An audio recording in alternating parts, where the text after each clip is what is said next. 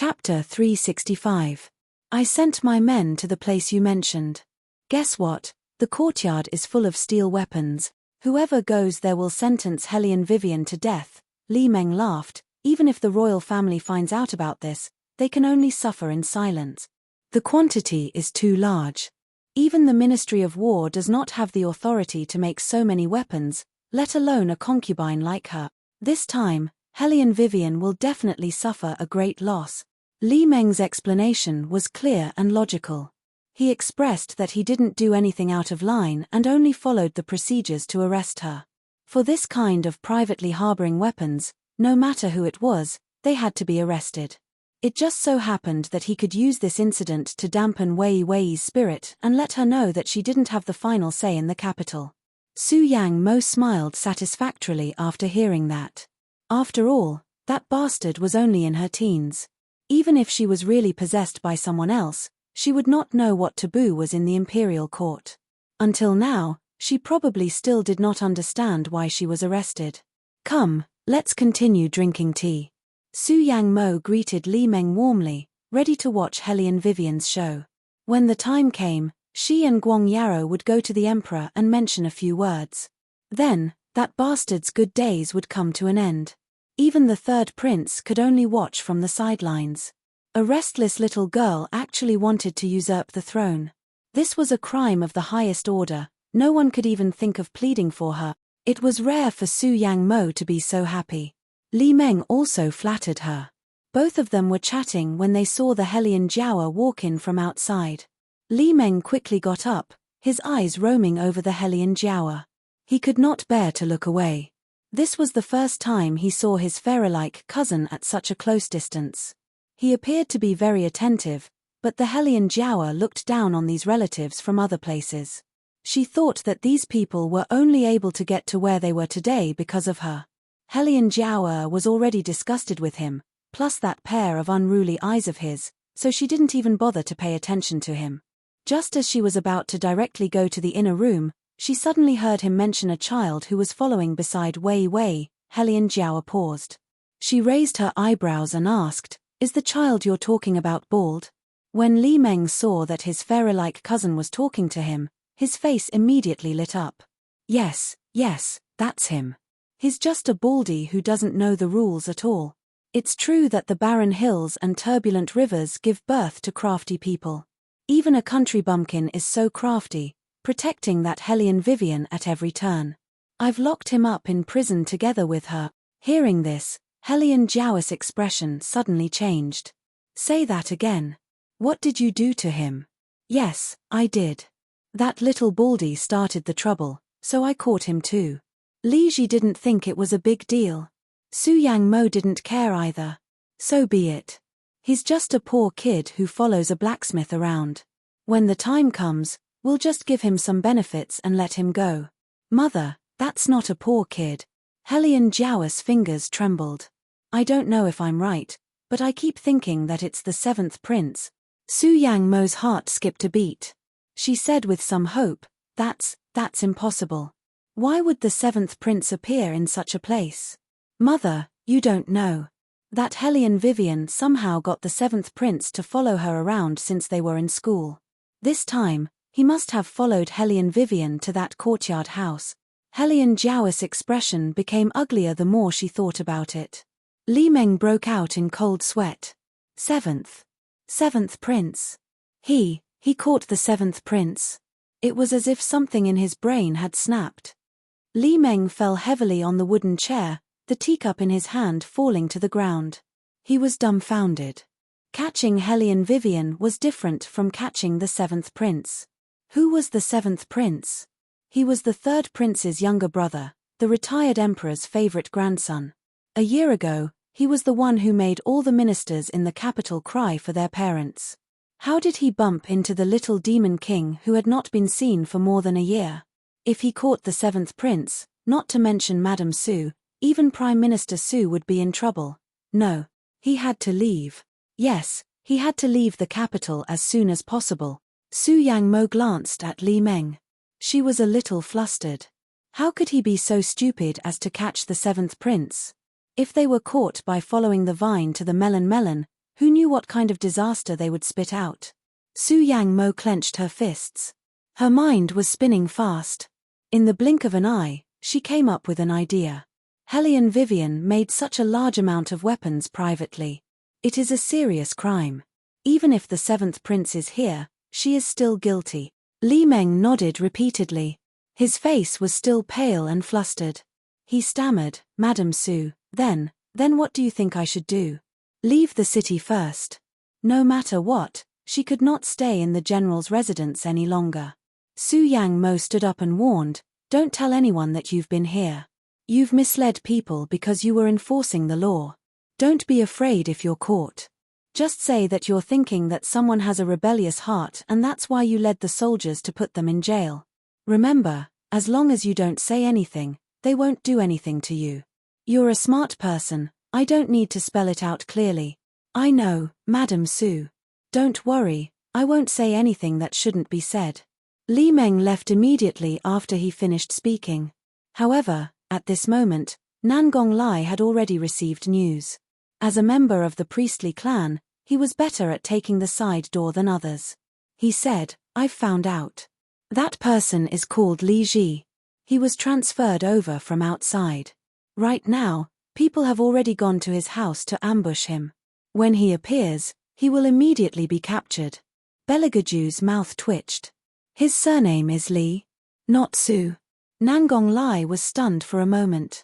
If he could find out about Li Meng, he could naturally find out that he had some kinship with the Su family. Originally, he thought that the recent situation in the imperial court was not good, so he wanted to leave the Su family a way out first, and wait until later to punish them. Now that he heard Ju's meaning, it seemed that he was going to investigate with great fanfare. Belegaju's eyes were fierce. He said coldly, since you want to investigate, then investigate to the end. Find out all the people who are related to him. Nangong Lai rubbed the bridge of his nose, thinking that this was a real tiger. Even though Little Seven was domineering when fighting, but whoever Bailey Jiu set his eyes on, he wouldn't even leave the slightest path of retreat for the other party. He would definitely make the other party's corpse disappear before he would stop. Therefore, the entire capital started a big investigation. It was like poking a hornet's nest. All the shops started to be investigated. Fortunately, the investigation this time was targeted. They caught each one accurately, but it was also confusing. However, in the end, some people figured out the knack. Because behind these shops, most of them were directly or indirectly related to the Su family. Chapter 366. Someone wanted to stop them, but the search was too quick. After the other party had searched the shops, they began to arrest officials from the Ministry of War and Ministry of Civil Affairs.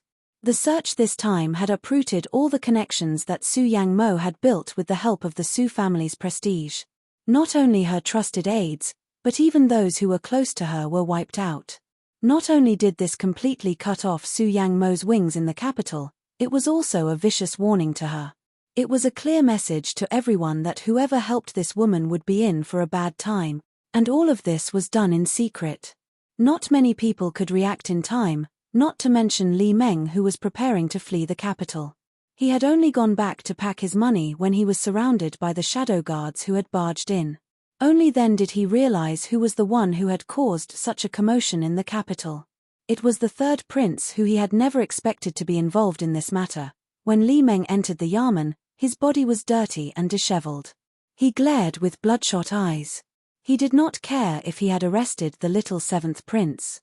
After listening to Madame Su's words, he insisted that Hellion Vivian wanted to usurp the throne and push the main responsibility to Hellion Vivian. At this moment, His Highness was standing in the dark of the interrogation room, listening to Li Meng's words with cold eyes. Li Meng did not realize the danger he was in. The shackles on his hands rattled as he moved. I was only following orders. Hellion Vivian committed such a serious crime, how could I have arrested the wrong person? Tap.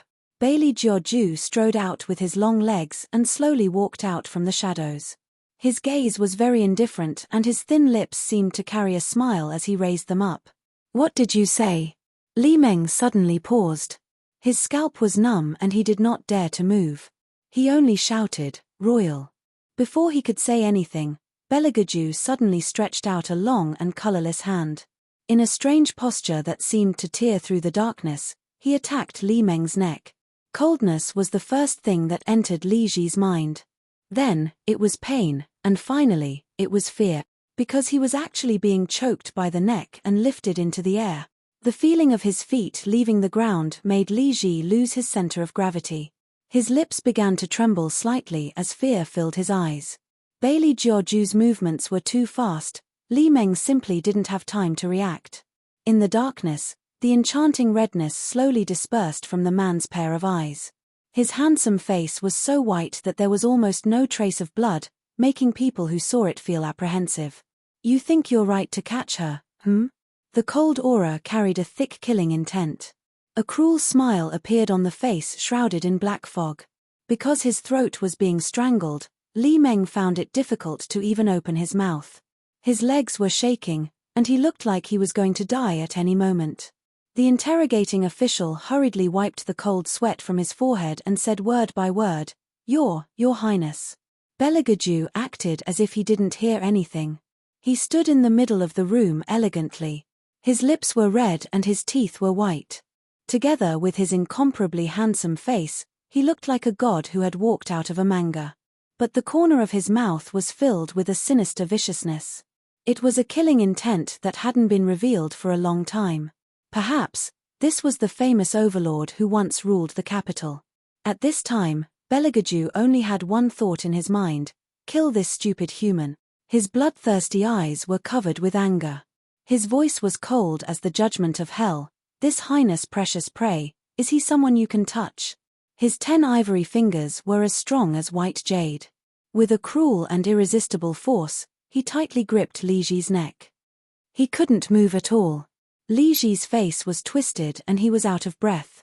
He was so pale that he didn't look human. Hellion Vivian frowned as she watched from the side.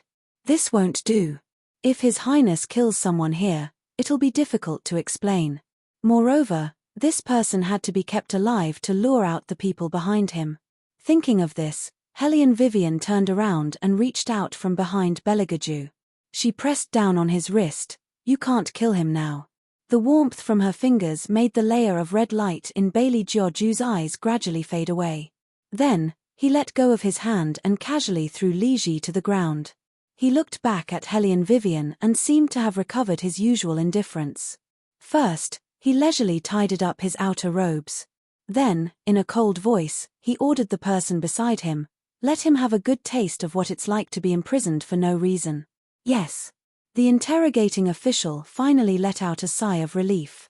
If the royal family really killed him like this, it would be difficult for him to write a confession. Fortunately. Thinking of this, the official couldn't help but look at Hellion Vivian. He bowed and said in a small voice, "It's all thanks to Wang Fei. It's what I should do. Continue the investigation." Hellion Vivian smiled. She didn't say anything else and walked out. The official wiped the sweat on his forehead again. He was more or less confused. Didn't they say that the third prince married Wang Fei to deal with the retired emperor? Why did the third Wang Fei's words sound so authoritative? Thinking about it carefully, this was the first time His Highness listened to someone when he was angry. The official raised his eyebrows but didn't think much of it. He turned his head and continued to interrogate Li Ji. Li Meng had just regained his strength and was panting heavily. He was a smart person and had many tricks up his sleeve. In addition, he had been in the Ministry of Appointments for so long. He knew very well that if he insisted that Hellion Vivian wanted to usurp the throne, no matter how much the retired emperor doted on the third prince, he would have a knot in his heart. When that time came, even if the third prince wanted to punish him, he would have to reconsider. But he didn't know that the retired emperor had ordered Hellion Vivian to make this batch of weapons. There was no such thing as a rebellion. Moreover, the retired emperor didn't want anyone else to know about this batch of weapons. Now that Li Ji had exposed it in such a situation and Xiao Qi had been wronged, the retired emperor was even more determined to investigate to the end. He wanted to see just who was trying to make trouble for him, so he didn't immediately punish Li Ji. Instead, he let Belagaju continue the investigation. In fact, even if the retired emperor didn't say anything, Beligaju didn't plan to just arrest him. From the beginning, his target was the Su family. Su Yangmo was indeed panicking. After hearing the news that Li Ji had been arrested, she started to fidget. She cursed Li Ji in her heart for being rash. She anxiously paced back and forth in the hall. No. She had to strike first. She knew that this was a serious matter. Now, the only way was to exaggerate Helian Wei's crime and spread it out. Chapter 367. She couldn't participate in the politics of the imperial court. Only Helian Guangyaro and her father could. Her father's recent deployment in Jiangnan was problematic, so he could not speak at this time. Helian Guangyaro was also busy with the Helian family recently, so he could not be involved. It seemed that only the Empress could speak at this time. Su Yangmo's mind was active. She thought for a while and made up her mind. She shouted outside, "Come, change clothes and enter the palace." It was troublesome to enter the palace. However, Su Yangmo and Empress Murong had a good relationship.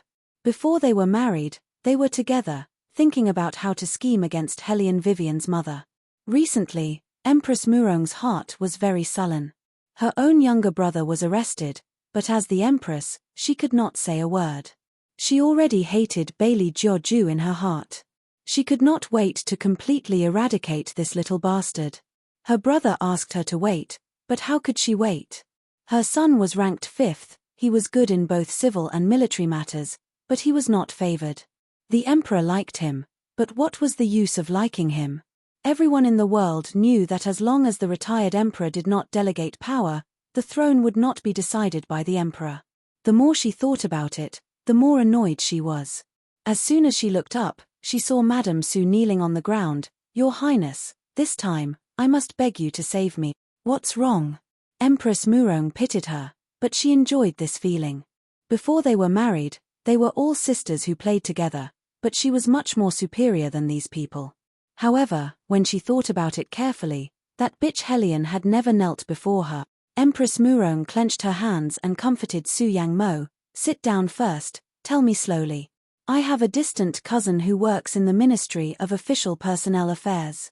When he went out for a routine inspection today, he accidentally flipped over a courtyard.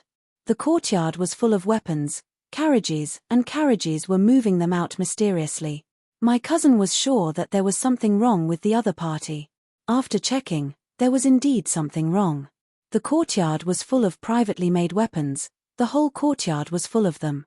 It seemed like they were up to something," Su Yangmo said exaggeratedly. When Empress Murong heard this, she also frowned. "So many weapons, could it be that this person wants to?" "That's what my cousin thinks too." Su Yangmo saw that the Empress was starting to get suspicious, so she lowered her voice and said, "Moreover, these weapons are all related to Helian Vivian. She is the owner of the courtyard, and she even hid many weapons in the courtyard that were used to kill the enemy. The retired emperor's greatest taboo was to form cliques for personal gain and to have his subordinates conspire against him. However, this girl was really good. She had done so much behind his back. He didn't know what she was thinking. The emperor is seriously ill now, and the retired emperor is also old. I think some people can't wait any longer, so they made such a big circle." At this point, Su Yangmo paused, leaving the rest for Empress Murong to think about. She understood Empress Murong's thoughts. She wanted her own son to inherit the throne, but there was still the third prince standing in the way. Even without the third prince, the retired emperor still favored the seventh prince. Therefore, Empress Murong couldn't wait to sweep the two bastards left behind by the previous empress out of the palace. This time, if Helian Vivian's actions were to be blown out of proportion, Beligaju would definitely be dragged down as well. It was impossible for Empress Murong not to do such a good thing. If she didn't do it, then the person who would lose the throne would be his fifth prince. As expected, Empress Murong's expression changed abruptly. "This is nonsense. What are weapons? Even the Ministry of War wants to control the production. You're right, one Helian Vivian doesn't have the ability to do so. Third prince must be involved in this. I'm going to find someone to seal up that courtyard now." "Don't worry, Empress. Seeing that the time was right, Su Yangmo said directly, "That cousin of mine has recklessly arrested them. They are now in the prison cell, waiting to be interrogated. Those weapons have also been transferred to the Ministry of Official Personnel Affairs. It's really a case of caught red-handed. Well done." In her heart, Empress Murong had already determined that Bailey Jiaoju made these weapons in order to seize the throne. Now that she heard the words caught red-handed, her mind was filled with thoughts of how to report Bailey Jiaoju to the retired emperor later, so that that little bastard would never be arrogant again. Su Yangmo bit her lip and said, "But, when he was arresting people, he accidentally took the little seventh prince away too." Empress Murong paused and said in shock, "What did you say?" At that time, the little seventh prince was also there. He didn't know who the little seventh prince was, so he thought that the little seventh prince was a child brought by a blacksmith. Furthermore, the little seventh prince kept obstructing my cousin's investigation, so he brought him back to the Yamen. However, my cousin knew his limits and didn't hit anyone. However, because my cousin took away the weapons in the yard, he was directly sent to prison by the third prince. Su Yangmo observed the empress's expression as she said, "The retired emperor probably doesn't know about this yet. The third prince turned the entire Beijing upside down just to catch my cousin. Firstly, he wanted to avenge the seventh prince, and secondly, he wanted to settle everything before the retired emperor asked." The so-called settling was just silencing people. When Empress Murong heard this, she already had her own thoughts in her mind. Previously, Bailey Jiaoju had captured her without any consideration for her feelings. For so many days, she had been hoping that something would happen to Beligaju. A prince's wife secretly mass-produced weapons. Even if it was a joint responsibility, that little bastard could forget about keeping the retired emperor's favor from spilling a single drop of blood. Empress Murong's eyes turned and said to Su Yangmo, "You go back first. I'll get someone to do justice for this." Su Yangmo knew that there was hope when she heard this. She was relieved, but she couldn't be too careless. She had people keep an eye on the news in the palace at all times. Although Empress Murong knew that Su Yangmo had her own ideas, there were too few opportunities to drag down Beligaju. Moreover, that little bastard, although young, had bullied her son in the palace many times. That little tiger by Beligaju's side deserved to be arrested. Of all the places he could go, he just had to stay in that courtyard house. Empress Murong thought fiercely. She felt more and more that she should take advantage of this incident to vent her anger, but she also knew that she couldn't say anything about this. The retired emperor had always disliked her. Moreover, women in the harem shouldn't be involved in these matters. So, she didn't go herself. Instead, she first whispered something to the emperor. Chapter 368. The emperor had been refining pills for a long time and indulged in women's charms. His entire person looked dispirited and listless.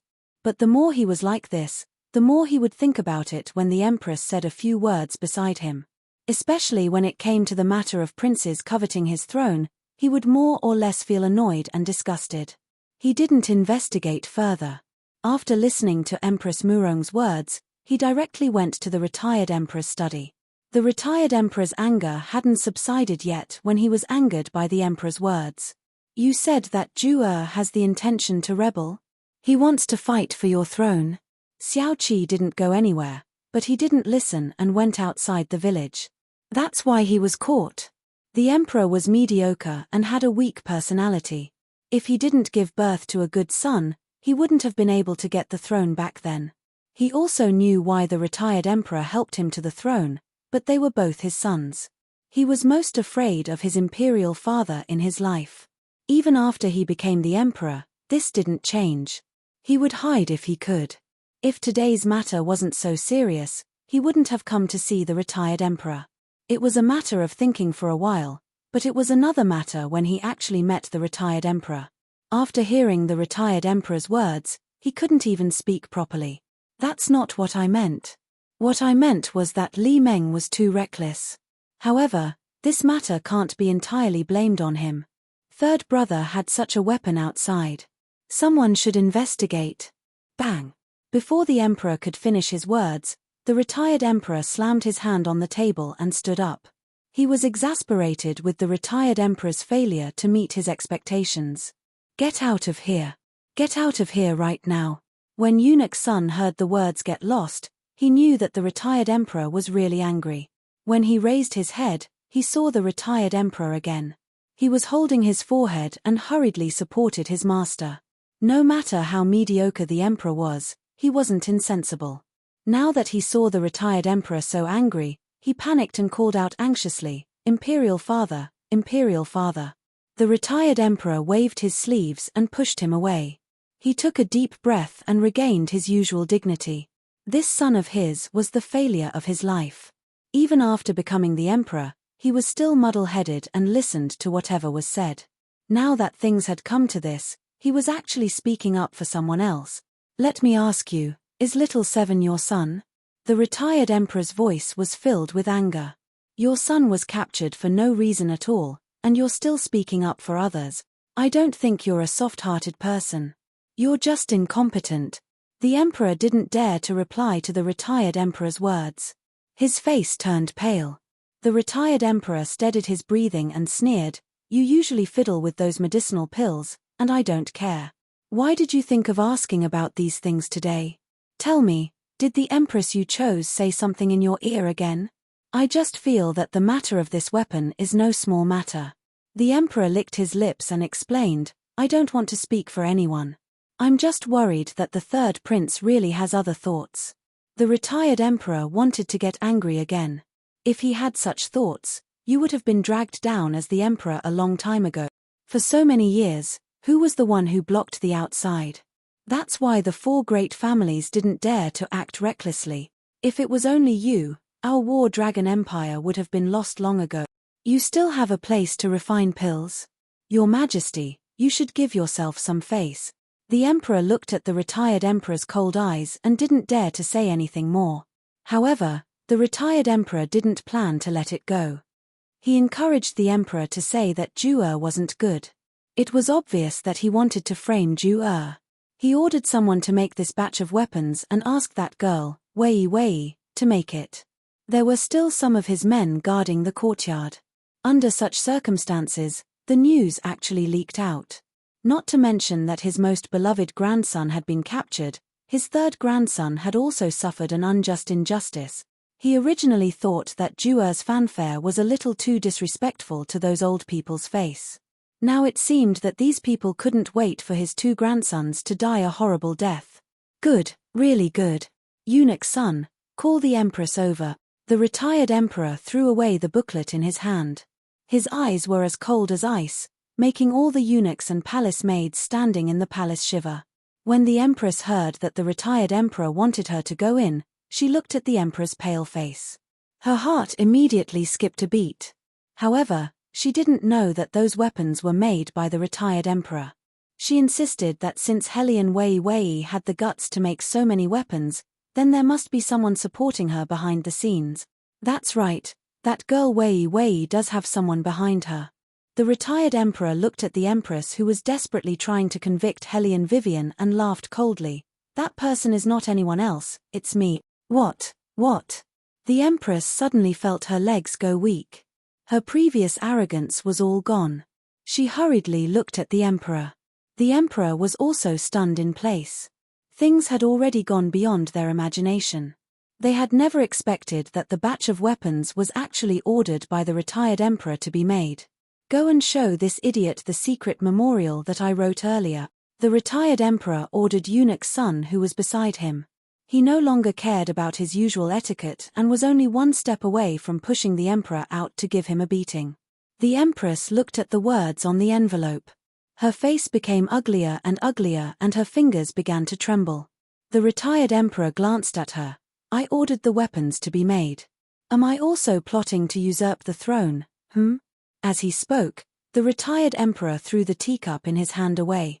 It fell beside the empress. The empress was so frightened that she didn't even dare to raise her head. Interfering in the court without permission, Murong Yang this is what your father taught you. When the empress heard the retired emperor calling her by her name, she knew that this matter was going to be bad. Then, the retired emperor laughed coldly. "Pass down the order, say that the Empress has lost her virtue and is wholeheartedly trying to frame the prince. From today onwards, remove her status as the Empress and banish her to the cold palace. Retired Emperor, you can't do this. I'm the daughter of the Murong family, you can't do this. Murong Yang was so anxious that she said something that she shouldn't have said. The retired emperor said angrily, using the Murong family to pressure me? Good, very good. Murong Wang really raised a good daughter. Immediately take her away for this emperor. Yes. The shadow guards immediately pulled the empress up. The empress cried and shouted. She kept calling out, Your Majesty.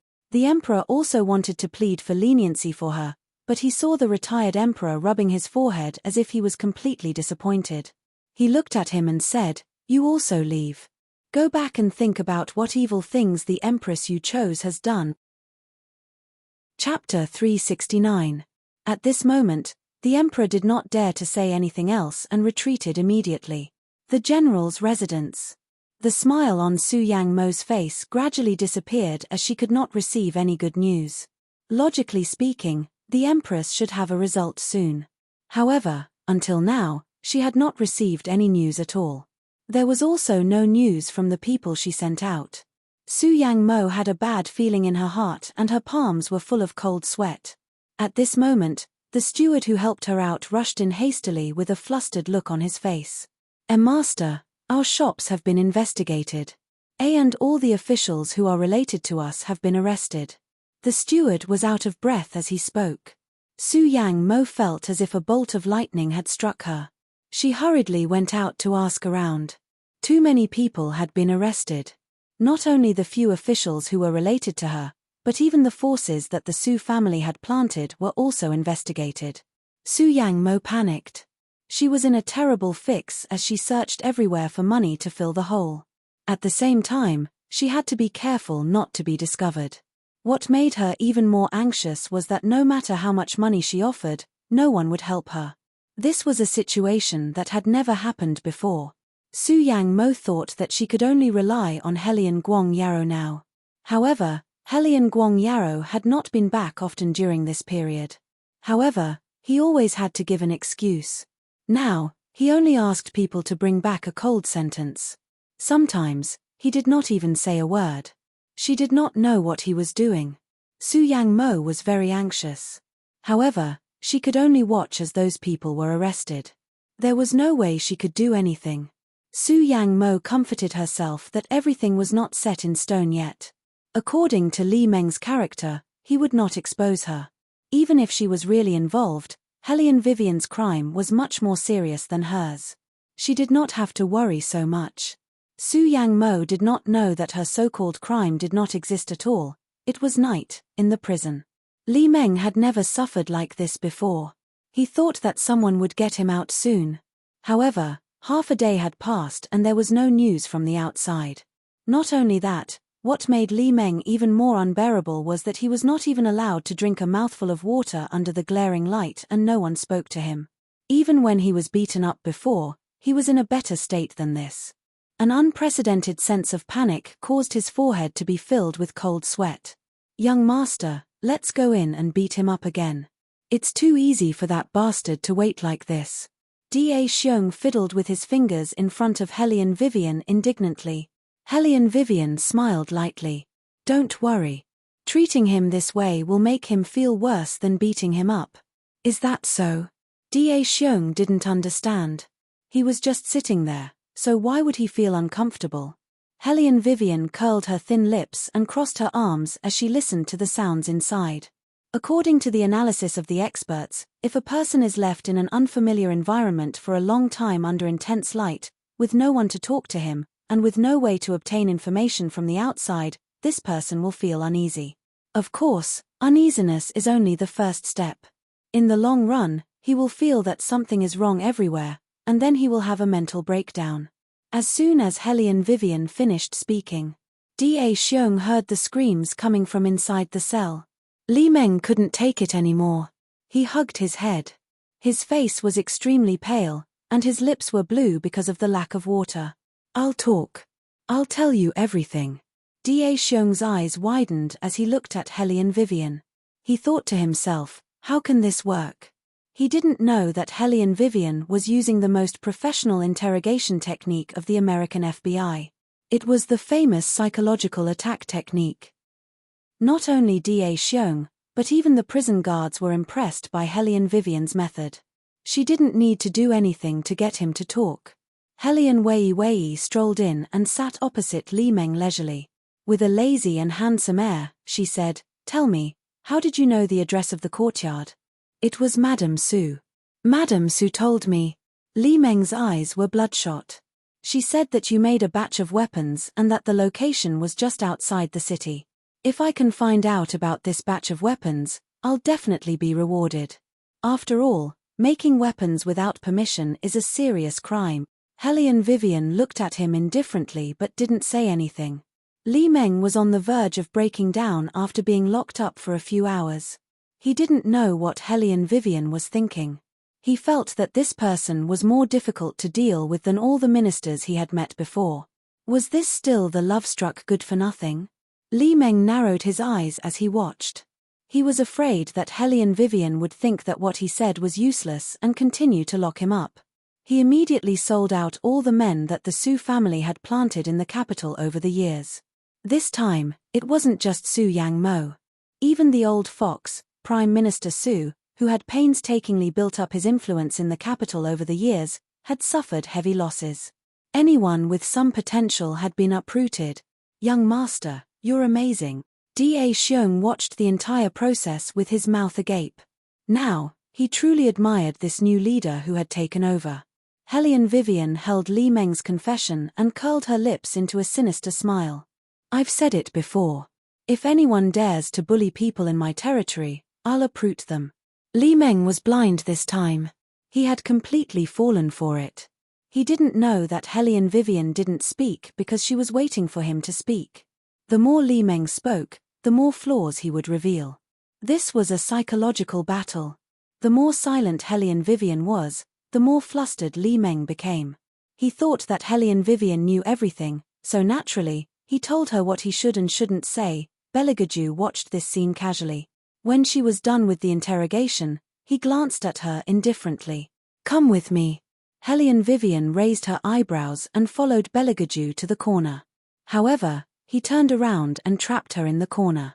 "Your interrogation method is very special. I learned it after joining the Battle Spirit Forces." Hellion Vivian's answer was flawless. Beligaju looked at her with a faint smile. "Is that so?" "Yes." Hellion Vivian thought to herself, did he discover something? Risking being burned by His Highness as a monster every day was really a test of her acting skills. Beligaju smiled indifferently with appreciation. "It's a good method to destroy the prey from the inside out." Hellion Vivian chuckled.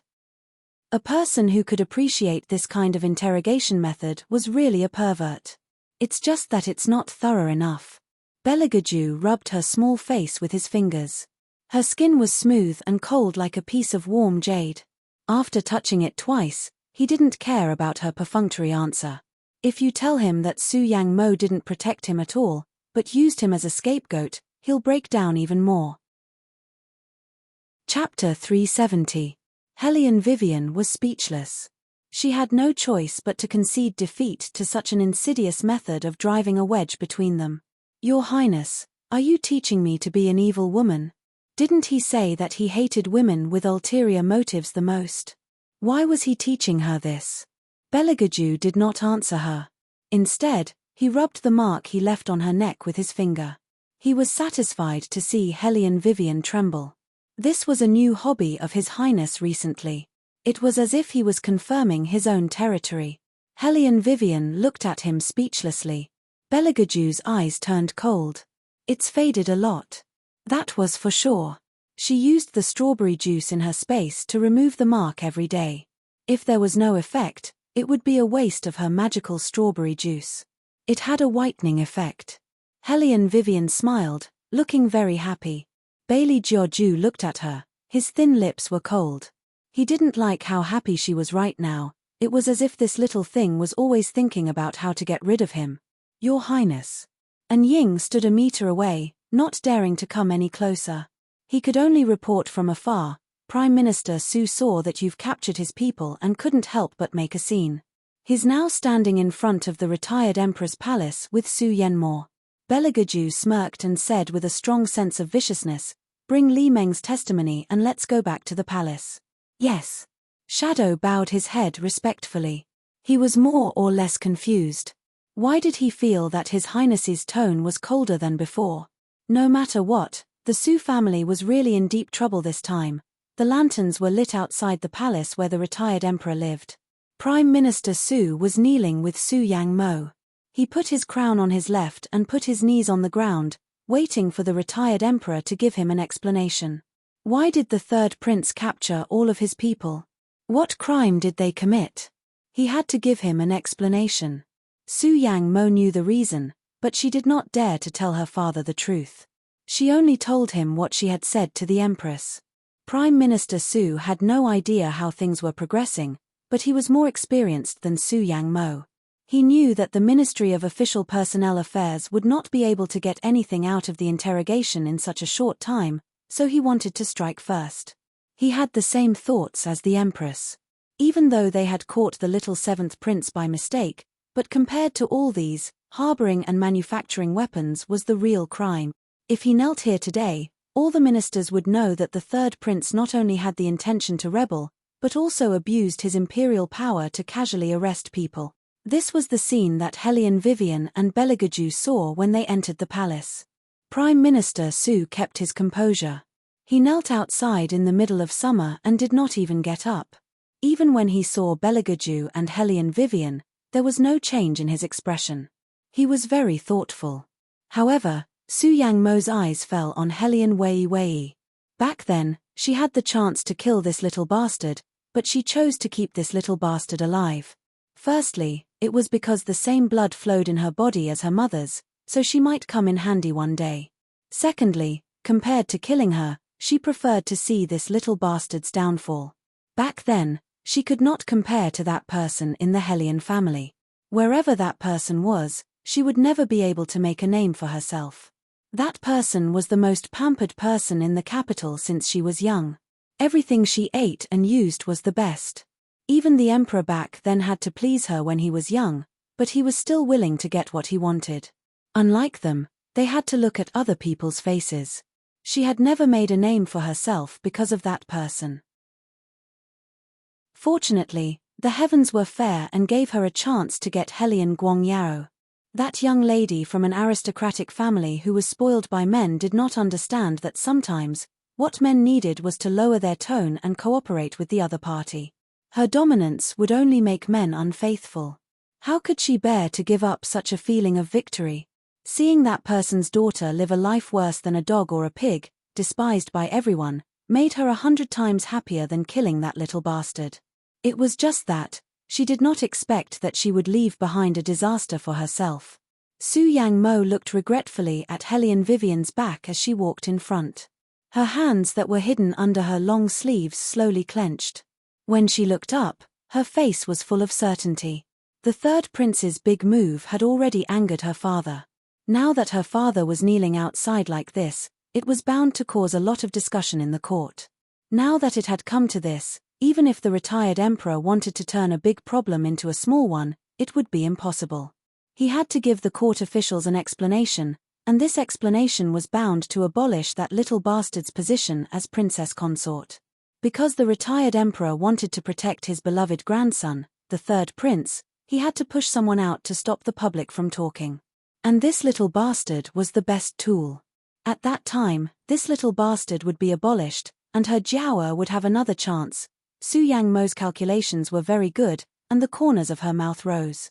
At this moment, the palace door opened. The retired emperor looked at the Su family's father and daughter who were kneeling in front of the door expressionlessly. His voice was neither mild nor mild. "Dear official Su, you came to the palace at such a late hour and did not see me, but directly kneeled here. What is the meaning of this? I have no other choice, that's why I did this." Prime Minister Su kowtowed and raised his eyes to look at Bailey Jiaoju.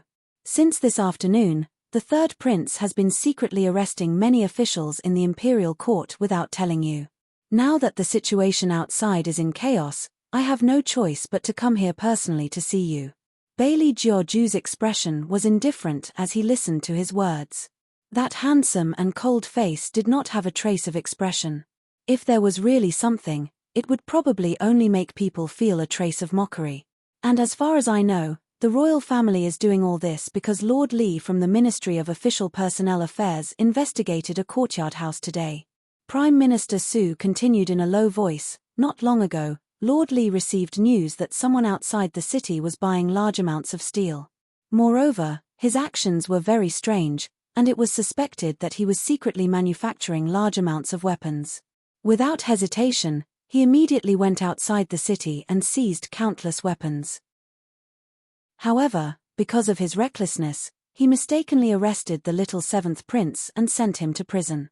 He did not know the little seventh prince, and did not expect that the owner of the courtyard house was the third princess consort, whom he could not afford to offend. Therefore, tragedy happened. He was arrested by the royal family and sent to prison. The rest of his colleagues were also implicated because of this incident. I don't understand. Did the royal family do this purely to avenge the little seventh prince, or did they want to hide something? Chapter 371. Prime Minister Su's question caused the entire hall to fall into silence. The eunuchs and palace maids did not even dare to raise their heads. Too many things had happened in the palace in the past few days. First, the empress had been secretly banished to the cold palace by the retired emperor. Now, Prime Minister Su was questioning the royal. Prime Minister Su was implying that the third prince was plotting a rebellion. Beligaju glanced at him. His attitude was still nonchalant, even a little condescending. What do you think I'm hiding? Even Prime Minister Su, who had been in the bureaucracy for many years, could not figure out this prince who they had never dared to act rashly. Now that the matter was laid bare, he was still asking him what he was hiding. Prime Minister Su instinctively felt that this matter was not as simple as it seemed and was thinking of an excuse. He then heard Su Yang Mo speak from beside him. Her tone was calm. Privately making weapons is a great crime of rebellion. I don't know why Your Highness is shielding the culprit and is in such a hurry to destroy the evidence. You didn't even hesitate to arrest the officials of the imperial court. I only ask that the retired emperor be impartial and let the innocent people go. Covering up for the murderer? Bailey Georgiou slowly curved his thin lips, a cold intent seeped out of that smile. Su Yang Mo did not know why, but she shuddered inexplicably. However, she still firmly held on to Helian Wei Wei's guilt. I know that Wei Wei is now His Highness third princess consort. I've also raised this child since she was young, and I've always treated her well. Now that something like this has happened, I've also hesitated to meet the retired emperor. After all, this is the only flesh and blood left behind by my elder sister. However, the mistake she has made this time can no longer be resolved with just a few words of apology. No matter who ordered her to make this batch of weapons, she can't escape the blame. As Su Yang Mo's voice fell, Beligaju's eyes were extremely cold. Eunuch Sun absolutely believed that if it weren't for the presence of the retired emperor, His Highness could really kill this Madame Su with his bare hands, and there wouldn't even be the slightest trace of blood. Helian Vivian chuckled and walked slowly towards Su Yang Mo. Whether I'm guilty or not, let's put that aside for now. However, there's something I'd like to ask Madame Su and Prime Minister Su. Your people have captured Little Seven. What's going on with this? This is all a mistake. Su Yang Mo still wanted to explain. Helian Vivian slapped the long knife in her hand in front of her. Su Yang Mo shuddered and the rest of her words were silenced by the shock. However, Helian Wei Wei faced her and smiled. The corners of her mouth carried a vicious aura. Madame Su, please don't tell me that this is all a misunderstanding. Little Seven is a dignified prince. Is he someone you can capture as you please? Su Yang Mo was rendered speechless by Helian Vivian's words. She felt that whatever she said was wrong. Prime Minister Su reacted quickly. Princess, you seem to have misunderstood. It was Li Meng who caught the seventh prince, not us. Is that so? Helian Vivian smirked. She turned around and met Prime Minister Su's eyes. According to what Prime Minister Su said, Li Meng's visit to the courtyard had nothing to do with you at all. right? Prime Minister Su, how do you explain the close relationship between Li Meng and the Su family? This question sent Prime Minister Su to the edge of a knife. Prime Minister Su thought to himself that he had really underestimated this bastard. He clenched his fists and said calmly, Li Meng is a distant relative of the Su family. However, this doesn't mean anything. Prime Minister Su, are you saying that you had no idea that Li Meng had gone to search my courtyard? Hellion Vivian's voice was cold. Su Yang Mo felt a little guilty after hearing her question. However, there was no way she would admit that she knew everything at a time like this. Prime Minister Su was not stupid. He knew that there was something fishy going on. Li Meng must have been following his daughter's orders to investigate that courtyard. Now that things have come to this, the third princess consort's every question is filled with enmity toward us. Just because we are kneeling here and waiting for the retired emperor to punish you? Prime Minister Su asked with a cold smile. He did not wait for Hellion Vivian to answer and turned to look at the retired emperor in high spirits. His voice was old and hoarse. There's no need to say anything else. It's all up to the retired emperor. Upon hearing this, Hellion Vivian laughed. I've always admired Prime Minister Su's ability to distort the truth since I was young. You said from the beginning that Li Meng had no idea that I was the owner of that courtyard when he barged in.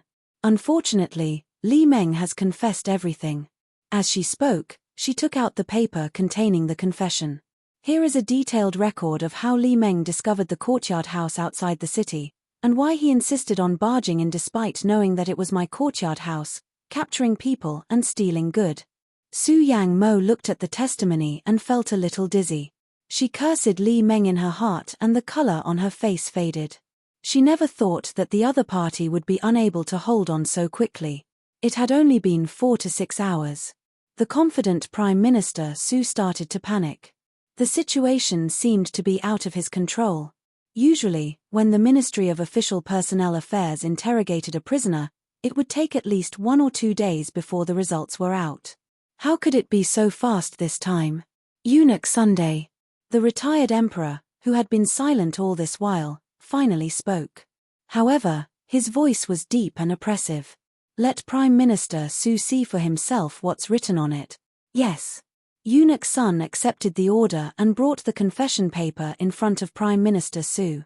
Prime Minister Su felt as if he had been slapped in the face in public. He did not even look at the paper and kowtowed loudly. Retired Emperor, no matter what the Su family does or sees, it's all for the sake of peace in the capital. That courtyard is just outside the city. If no one investigates it, with so many weapons, it's only a matter of time before the safety of the retired emperor is threatened. Your humble servant may be so bold as to ask the third princess consort, what's the purpose of her privately mass-producing weapons? Prime Minister Su was very astute. In the end, he was trying to push the blame onto Hellion Wei. After all, they were outside the palace, and she could not possibly smooth things over in front of so many people. However, what he did not expect was that the person who answered him was the retired emperor. His voice was so cold that there was no warmth in it. The weapons that Hellion Vivian manufactured this time are mainly used to defend against foreign enemies. I personally ordered her to rush it. When he heard this, Prime Minister Su's legs had already turned to jelly. His old eyes shook violently. All his previous plans were overturned by this answer and could not be put to any use. He had been an official for so many years and this was the first time he tasted regret. His body was so stiff that he could not even move his fingers. Su Yang Mo's face was completely pale. Her first reaction was, it's over, it's all over. Chapter 372. Are you satisfied with this answer, Minister Su? The retired emperor glanced at Prime Minister Su. It was that glance that made Prime Minister Su lose all his strength. However, how could it be over at this point? The royal family had yet to speak. Since the rebellion has been settled, let's talk about this confession. Belegaju's voice was indifferent, but it was enough to make one's scalp go numb. Su Yang Mo, who gave you the guts to investigate my people? Su Yang Mo's body trembled. She had been raised in the boudoir. Even though she had heard about Bailey Jiaoju, She had never really confronted him. Now, she could only feel the coldness from him, as if it could drill into the crevices of her bones. Especially his expression, as if he was looking at an ant, was even more unfathomable and terrifying. Su Yang Mo did not dare to answer this question. She looked at Prime Minister Su, hoping that her father would save her. Prime Minister Su gritted his teeth and knocked his head on the floor tiles. I was muddle-headed. I thought that someone wanted to rebel, so I risked my life to have an audience with you. I didn't expect it to be a misunderstanding. This daughter of mine is also muddle-headed. When she heard the slightest rumor, she thought that something was wrong, which was why she sent people to investigate. However, she definitely did not have any other intentions. I hope that the retired emperor can be clear about this. Eunuch Sun heard this and glanced at the retired emperor subconsciously. The Su family had made a mistake, but it was not a fatal one. Based on Su Yang Mo's small mistake, he could not really do anything to her. In addition, the situation in the court was not stable, and the influence of the 4 influential families. When the master made a decision, he had to consider the overall situation. It was because of this that Prime Minister Su had raised his voice so loudly. The retired emperor laughed coldly in his heart. He lowered his eyes and said, "Now that things have come to this, Minister Su, you can't let this go just because of a misunderstanding." Yes. Prime Minister Su kowtowed heavily again. His forehead was bruised, and he looked pathetic. He no longer had the arrogance that he usually had. I was wrong. Su Yang Mo looked at her father, who had never suffered before. Tears started to flow out of her eyes as she clenched her fists tightly. She was extremely sullen. The retired emperor lowered his eyes and continued, "Since Wei Wei was wrongly accused, let Ju handle this matter. Ju, remember, don't make things too difficult for Minister Su." As he spoke, he turned around and entered the hall, leaving Eunuch Sun to Ju. Su Yang Mo heaved a sigh of relief and smirked. Since the Emperor Emeritus had spoken and asked them not to make things too difficult for them, then it was definitely not a big deal. She had said that no matter what happened, she would not do anything. No matter how smart that little bastard Hellion Vivian was, she could only suffer in silence in the end. However, Su Yang Mo had underestimated one thing. That was Belegaju's way of killing without spilling blood. What did the royal family rely on to get to where they were today? Was it true that he could punish whoever he wanted? Wrong. But even if he played someone to death, that person would not be able to find fault with Belegaju. Usually, one sentence from him could peel off a layer of skin from a person. Su Yang Mo did not know, but it did not mean that Prime Minister Su did not know. He had not forgotten that it was the third prince's idea that his granddaughter was betrothed to the Huai family. It was said to be a gift from the royal family, but in reality, it was to let his granddaughter marry into the Huai family and live as a widow. Thinking about it carefully, it was also from then on that the Su family had led a life of misfortune. Thinking of this, Prime Minister Su felt a chill in his heart, as if he suddenly thought of something. Looking at Belegaju, who was gradually approaching him, there was a moment of horror on his face. He finally knew what was wrong. If such a smart person like the royal family really wanted to stand up for the 7th prince, he could have brought Li Meng directly to the Su family and let them give the 7th prince an explanation. But he did not do that. Instead, while destroying the Su family's connections, he also acted as if he wanted to destroy the evidence, so that they would misunderstand the origin of the batch of weapon. He deliberately misled them, so that they would think that there was an opportunity to take advantage of. From the beginning, this was a trap. And the ultimate goal of this trap was to drag him into it. If he did not suspect the batch of weapons, no matter what his daughter said, Prime Minister Su would not have followed her into the palace. Then, everything would not have ended up in this situation. While Prime Minister Su had a sudden realization, he could only feel an uncontrollable fear. His fingers trembled as he wanted to leave, as if the person walking towards him was not a human, but a demon from hell. In contrast to Prime Minister Su's obvious fear, Belegaju showed his unparalleled gentleness. His thin lips were slightly raised, as if there was a smile. Since Royal Grandfather did not ask me to make things difficult for Prime Minister Su, I will not punish you, Prime Minister Su. But since Prime Minister Su likes to kneel so much, then continue kneeling.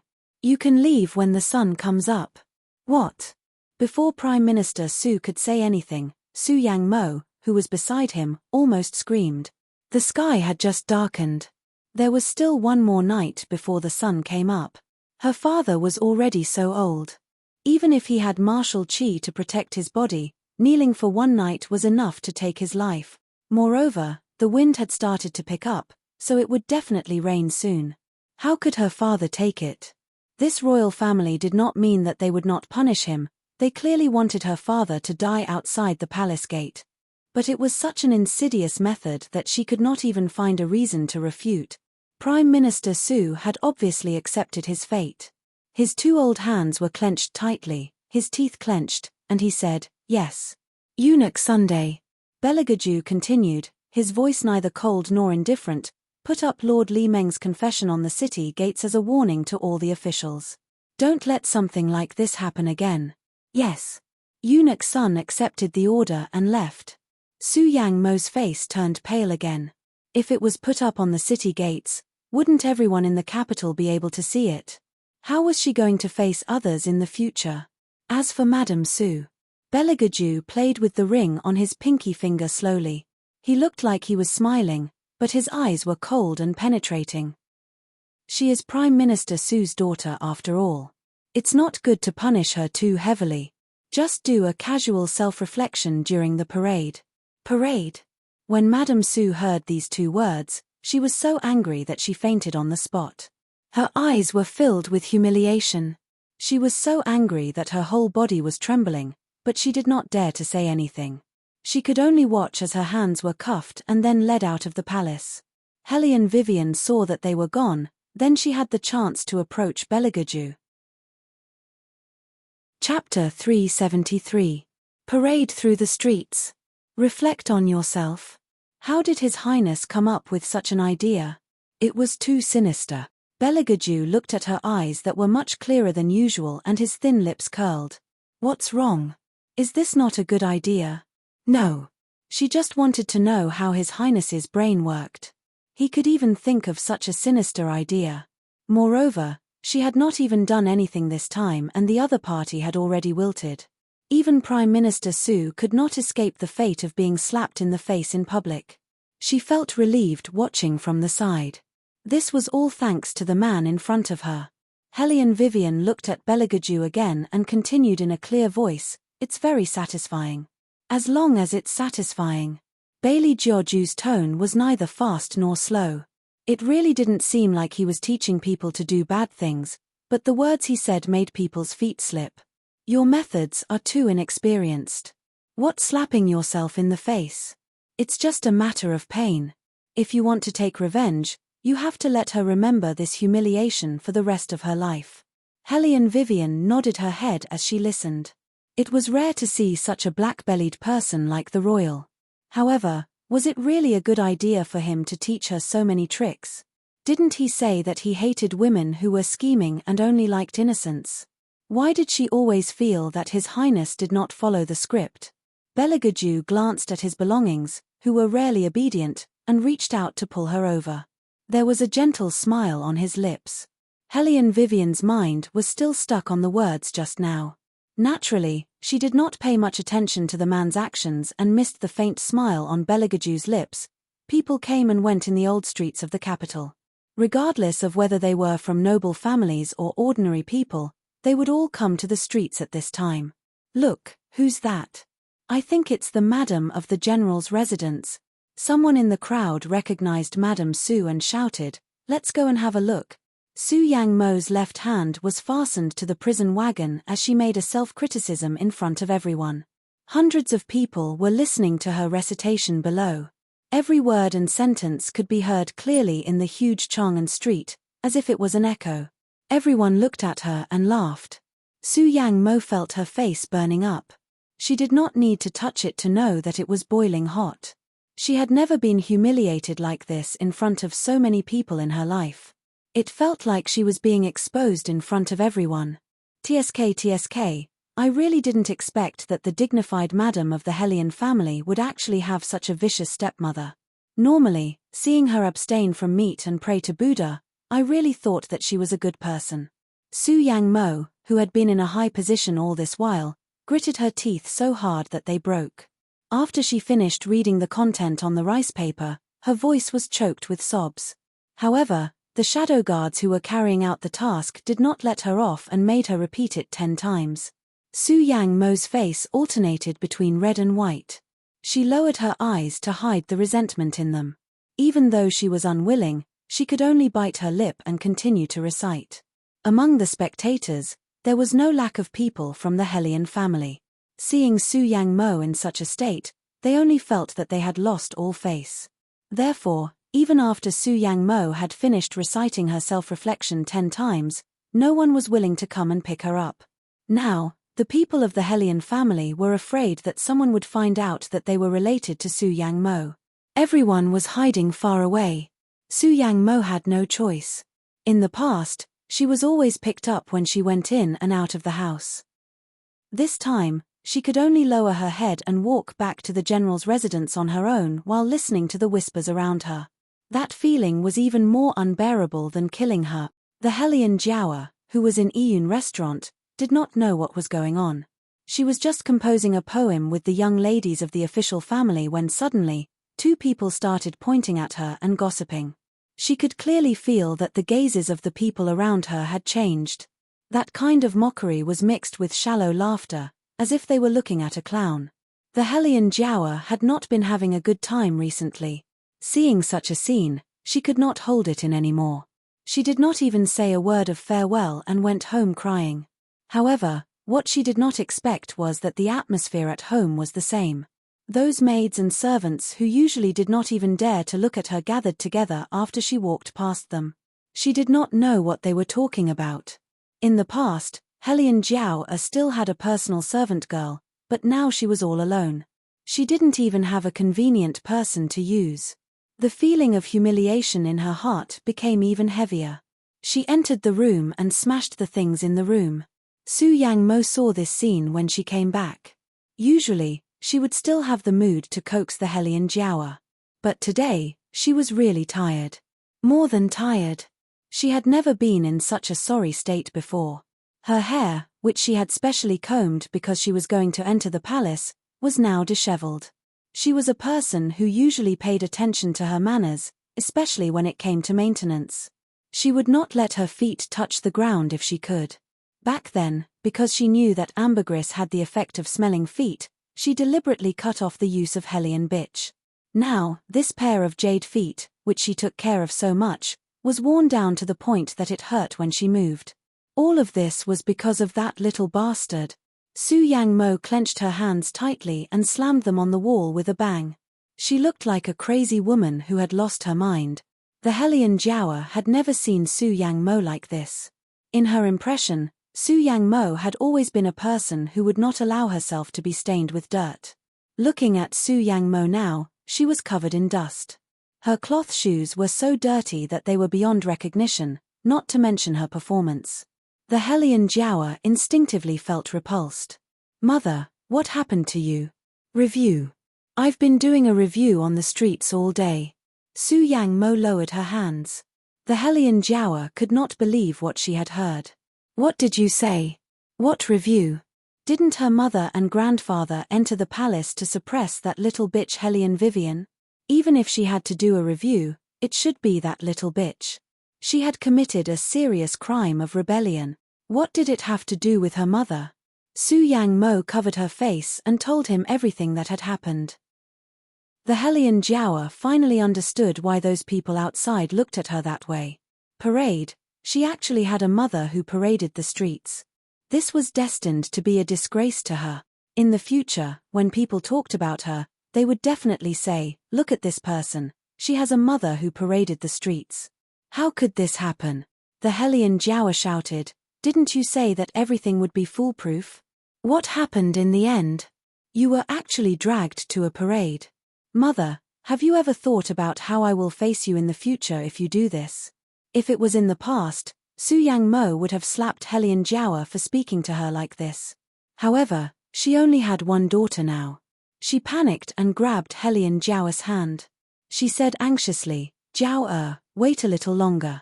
When the third prince chooses his secondary consort, with your beauty and looks, you will definitely stand out. Chapter 374. Will the third prince still choose a secondary consort? Helian Jiawa cried until her face was a mess. Even if he does choose, will I still have a chance? Su Yang Mo took a deep breath and finally stabilized her emotions. She hurriedly replied, yes, yes. Have you forgotten? In our Dragon War Empire, if the crown prince is appointed, he must choose a woman who is outstanding in all aspects to assist him in his 20s.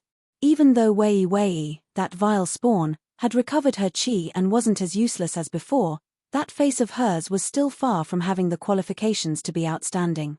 Third prince was retired emperor's designated candidate to be the heir apparent. If he didn't choose a girl who was absolutely perfect, then he would have to give up that throne that was within reach. He will not be so stupid. Helian Jiawa heard this and her eyes lit up with hope. But my reputation now. Jiawa, remember, you are the phoenix girl chosen by the 4 great clans. Your bad reputation is only temporary. We will return all the humiliation to that bastard in the real selection ceremony. The more Madame Su spoke, the more vicious her expression became. Her fingers clenched so tightly that they sank into her palms. Helian Jiawa was still crying. Then what should I do during this period of time? I will be gossiped about as soon as I go out. Those gossipy women.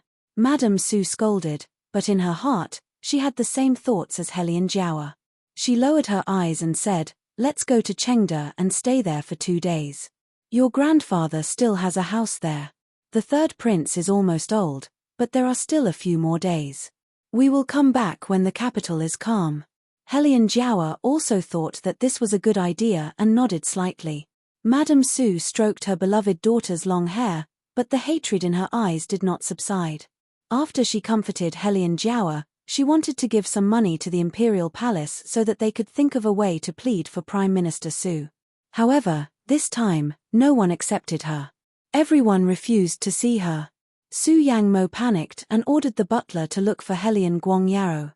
At this time, Helian Guangyaro was in the small building with Lan Lian in his arms, drinking wine with the officials who had a good relationship with him.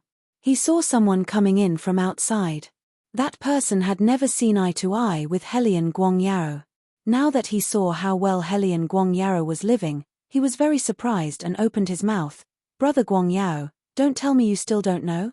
Helian Guangyaro sneered, with a rather lofty attitude. What should I know? Your official wife, Su Yang Mo, has just finished touring the streets. As the man spoke, he laughed. Your wife even read the letter of self-criticism. Quite a few people gathered around to watch the show. When the officials present heard the 2 words parade, they pricked up their ears. When that person finished explaining the cause and effect, they all looked at Helian Guangyaro one after another, with a trace of discomfort in their gazes. Helian Guangyaro's mind went blank for a moment. Then, the hand on his leg slowly clenched. He finally understood what was going on. That woman was acting on her own again. How many times had he told her to bear with it? But she refused to listen and insisted on making a scene to this point. Even he was embarrassed. There were so many officials present. Which one of them had a wife who was touring the streets? Helian Guangyaro could no longer sit still. It was not because of anything else, but the sense of mockery that was intentionally or unintentionally glanced at him almost made him want to smash his cup on the spot. These people, which one of them was not inferior to him in the past and rushed to curry favor with him? Now, they looked at him as if they were looking at a circus monkey. Helian Guangyaro knew that the more it was like this, the more he could not lose his temper. That would only make him a bigger joke. He stood up with a cold face, ordered the people around him and was about to leave.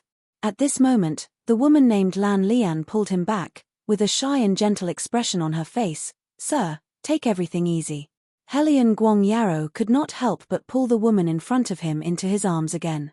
He thought in his heart that if that old woman at home could be half as considerate as Lian, he would not have suffered so much outside. The night deepened even further. Whenever she thought of Prime Minister Su kneeling outside the palace, Su Yang Mo could not sleep at all. She waited and waited, hoping that Helian Guangyaro would come back to help her. Finally, she managed to get Helion Guang Yarrow to come, but he gave her a tight slap in the face. How many times have I told you, when the clan meeting ends, that little bastard will be eliminated? You just had to make a scene, and now, the general's residence is completely disgraced because of you. Helion Guang Yarrow vented all the anger he had suffered outside on Su Yang Mo. Su Yang Mo's face was swollen from the slap, but she did not dare to say anything. She only held Helion Guang Yarrow's hand and said, "Father is still kneeling in the palace now. He's already so old, I'm afraid that he won't be able to make it." Helion Guang Yarrow suppressed the anger in his chest. He was tired of Su Yang Mo's crying, but no matter what, they were grasshoppers tied to the same rope, bound together for good or ill. Moreover, although the Su family's spies in the capital were gone, their military power was still there. He still needed Prime Minister Su's support, so he would not reject this rescue mission. At the very least, he had to go through the formalities so that Su Yang Mo would take note of it, and he would be able to answer to Prime Minister Su when he came out. Su Yang Mo did not know that Helion Guang Yarrow had such a mindset.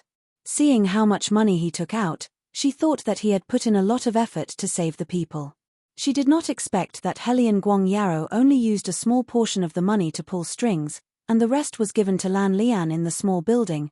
It was about to rain heavily outside, but Prime Minister Su was still kneeling in the same position. His breath was getting weaker, and even his face was turning pale. He knelt stiffly until the next morning. During the morning assembly, his colleagues all shook their heads at him when they passed by him. Prime Minister Su did not expect that he, who was supposed to be in power and enjoying his old age, would suffer such humiliation. He fainted in a fit of anger. When he opened his eyes again, he could no longer feel his left leg. If he wanted to walk again, he would have to use a wooden crutch. How could Prime Minister Su take this lying down? However, he had to swallow it even if he could not.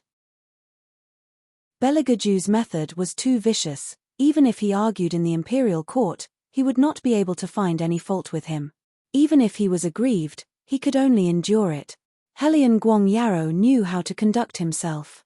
When he saw Prime Minister Su coming out, he went to the Su residence on the same day. Prime Minister Su looked at him and took a deep breath. "I have underestimated that girl of yours. I, Helion Guang Yarrow, have never had such a vile spawn who despises the family." Helion Guang Yarrow sneered in disgust. "Father-in-law, don't worry. She will not get what she wants no matter how hard she tries. When the day of the Helion family's clan meeting comes, she will know the consequences of offending both of us." Chapter 375. Furthermore. Helion Guang Yarrow paused for a moment. His voice was much gloomier than usual. "That vile spawn is most likely possessed. Once she shows her true form, she'll lose everything she relies on. At that time, even if we propose to burn her alive, retired emperor won't say anything. Maybe he'll hate that little vile spawn even more than we do. I have already made arrangements at the academy. During this period of time, the mountain will not be peaceful. The aura of the possessed person will also become unstable. Father-in-law, just wait and see. That little vile spawn will definitely reveal her fatal flaws." At night, the cold wind blew from all directions, and a light drizzle began to fall in the academy. Helion Vivian automatically shrank towards a warm place and slept even more deeply than before. Probably because she was too tired during this period of time, she did not feel anything in the first half of the night, but in the latter half of the night, she kept feeling that someone was calling her. She did not wake up and laid on the bed. Her eyebrows were tightly knitted, as if she had seen something very bad. Helion Wei didn't know how she ended up in a gloomy courtyard. That courtyard was hung with large lanterns. She could faintly hear someone crying. She subconsciously looked left and right. When she walked over, it was as if she was stepping on cotton. It was not so real. As she walked, she felt that something was not right. Even if she did not have martial qi, with her physical strength, it was impossible for her to be such a loser. With every step she took, the weight on her shoulders increased. It was as if someone was constantly adding weight to her body. After walking for an unknown amount of time, Helion Vivian decided to stop. She knew that if she continued to walk, the situation would not be good for her. Although her head was a little dizzy, Hellion Vivian was not an ordinary person. She had received precise training. Her ability to resist anesthesia was well known in both the underworld and the underworld. Soon, she found the problem. This place was not normal. Because this place was not the slightest bit different from the place she had started from. This time, she did not continue to walk forward. Hellion Vivian tried hard to gather her disrupted thoughts. Vaguely, she seemed to know that this was not a real place. She was dreaming. However, this dream was so long that she didn't wake up as easily as the previous few flashes. In modern times, many people spend a lot of energy because they often dream. She had the same feeling now, and she knew that all of this was far from over. This was because a woman who looked exactly like her appeared in front of her. The only difference was that the woman's eyes were much dimmer than hers. Her face also carried a pitiful aura. Her body was wet as if she had just climbed out of the lake. She swayed by the lake as she looked at her and said in a mournful voice, "Why didn't you return my body to me?" "Why?" Whoosh. Hellion Vivian suddenly opened her eyes and looked at the man who pushed the wet hair away from her forehead. She was stunned for a moment. "It's you. This kind of dream is really uncomfortable. You had a nightmare." Bailey Jiu leaned forward and looked at her. His eyes were indifferent, and he was dressed differently from his usual attire. Perhaps it was because he had regained his identity, he was no longer wearing the youthful scholar attire. Instead, he was draped in a waist-length Kangwa Mountain silver jade robe. His facial features were exquisite, and his skin was excessively fair. When one looked at him up close, he always had the ability to mesmerize people, especially his pair of beautiful eyes, which seemed to be shining at this moment. "What did you dream of?" "Nothing." Hellion Vivian naturally would not tell him about the real owner of this body. She stretched her back and felt inexplicably guilty. Speaking of which, if the other party found out that she had been possessed, would he directly hand her over to the country? Of course he will. "Woman, you don't need to think about it." Yuan Ming's voice echoed in her mind. "Woman, I advise you to think more about the matter of dual cultivation. If you suppress the third prince, it will be very beneficial for you." Hellion Vivian yawned and said in a lazy voice, "Yuan Xiaoming, I will say one last time." "Shut up." Last time, Yuan Ming had mentioned this matter. Although dual cultivation would improve both of their martial qi, it wasn't wrong.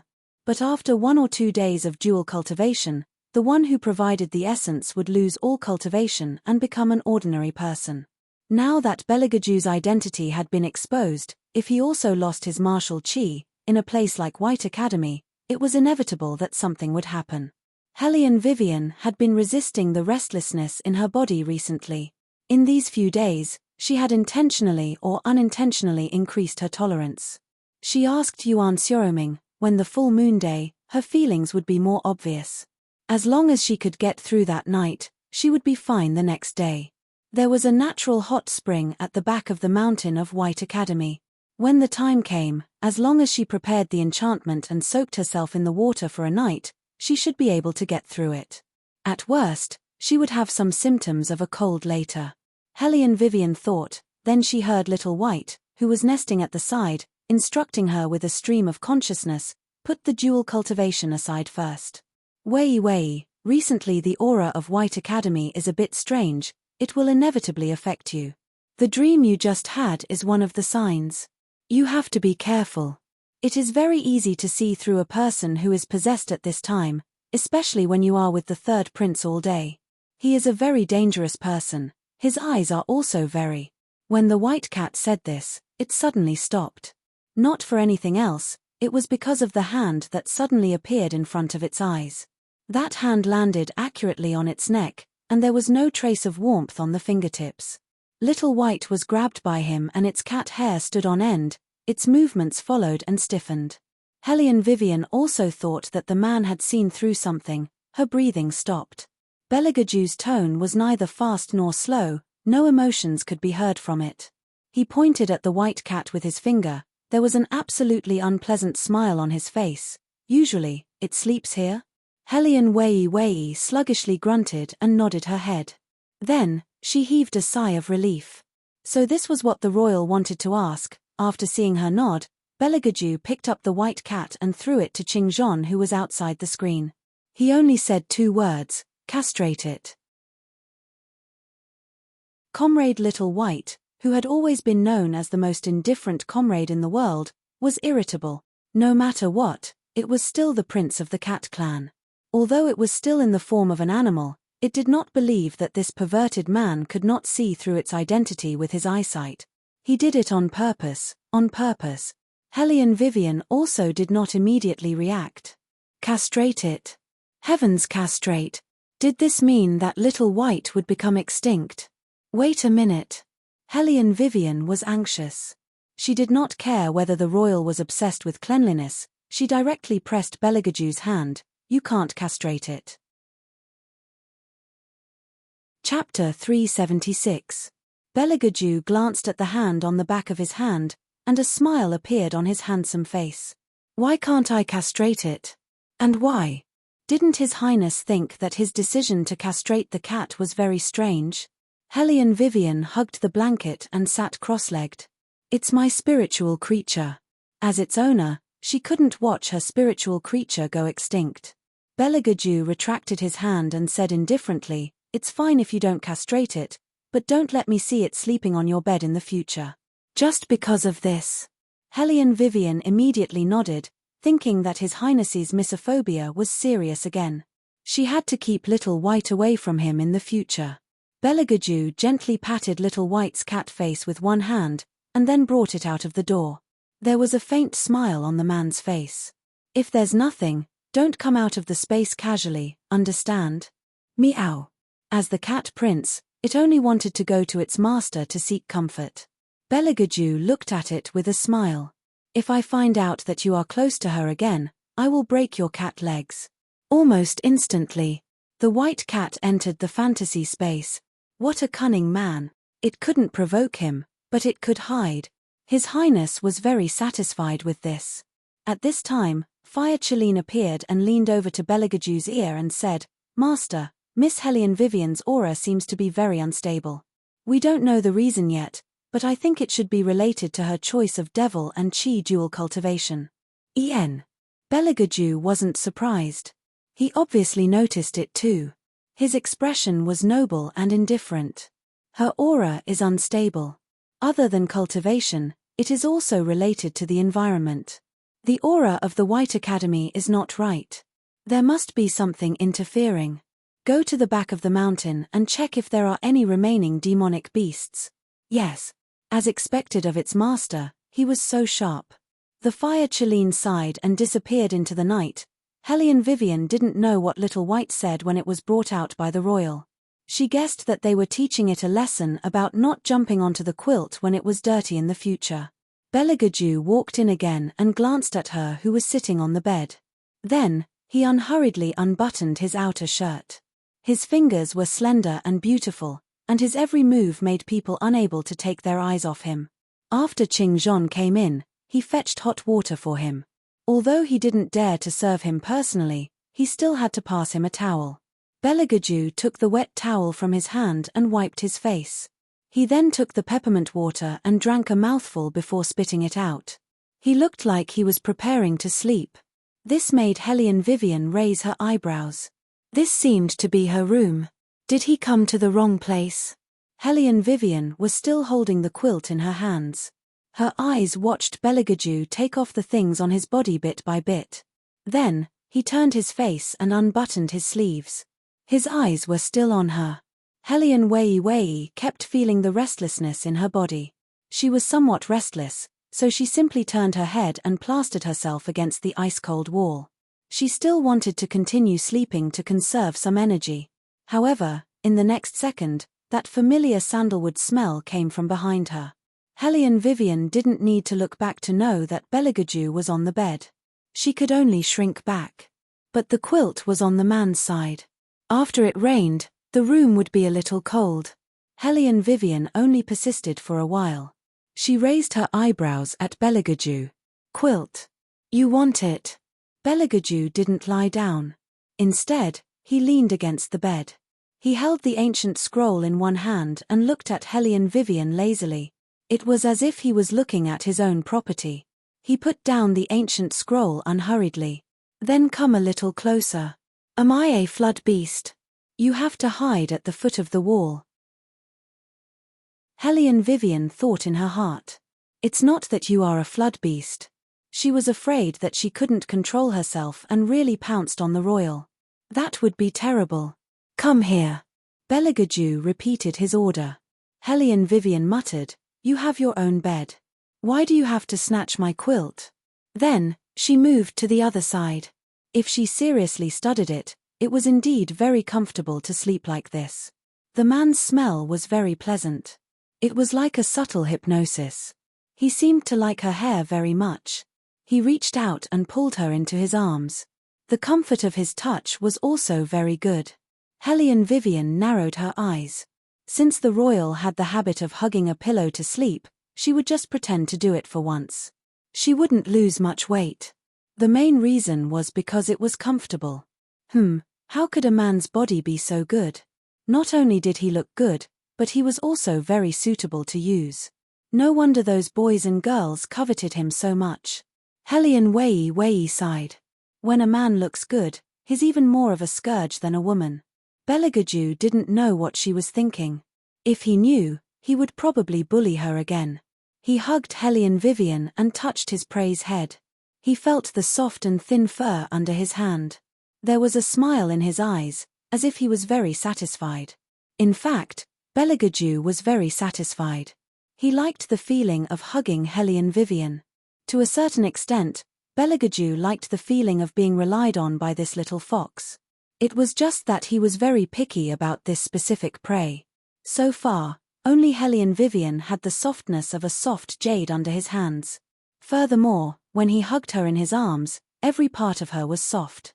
The kind of deep feeling that the softer she was, the more he wanted to pinch her. This had always been in Beligaju's mind. Until the two of them fell asleep, when it was almost dawn, Beligaju still maintained this position. He used something hot to rub against Hellion Vivian back and forth. Hellion Vivian instantly woke up. She bit her thin lips. This is, however, Bailey Jiaoju did not wake up. He only instinctively furrowed his beautiful long eyebrows. His breathing changed a little. He used more strength to hold Hellion Wei's hand and pressed her whole body against his body. His eyes were tightly shut, and his eyelashes were so long that it made people jealous.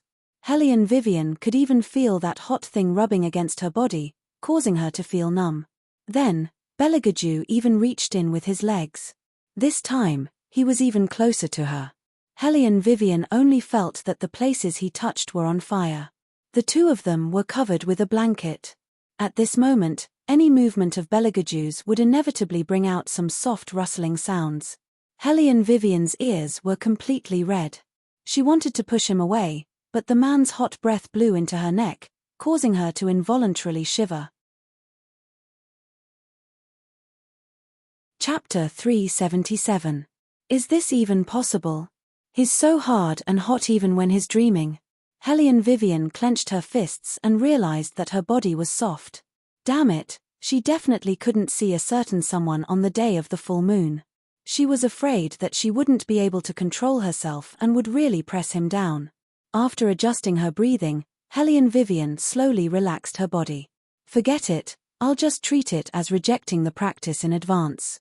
With this thought, the sleepy Hellion Vivian fell into a deep sleep again. After a while, Beligaju woke up, as if he had realized something and was stunned for a moment. Then, his thin lips curled up and there was a unique devilish look in his eyes. There wasn't the slightest bit of embarrassment, but instead, there was a faint sense of satisfaction.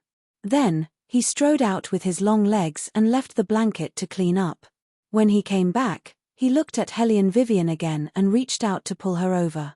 The royal seemed to be very satisfied with this kind of circling behavior. He gently sniffed Hellion Vivian's long hair.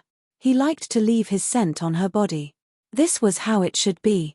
Prey that belonged to him should be tainted with his scent. An indescribable comfort made Beligaju tighten his grip on Hellion Vivian.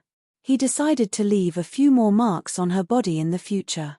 Hellion Vivian still didn't know about a certain highness' future plans. If she knew, she would definitely scold Beligaju. Who would treat this kind of thing as a declaration of their territory? Only the royal would be so perverted. Beligaju stared at Hellion Vivian for a long while. His fingers couldn't help but stroke the corner of Hellion Vivian's lips, and his eyes darkened. He didn't know if it was an illusion, but he felt that Hellion Vivian's face was a little hotter and her breathing was heavier. It was very likely because he wanted her last time. In addition, she was a demon, so she was more and more sensitive to his touch.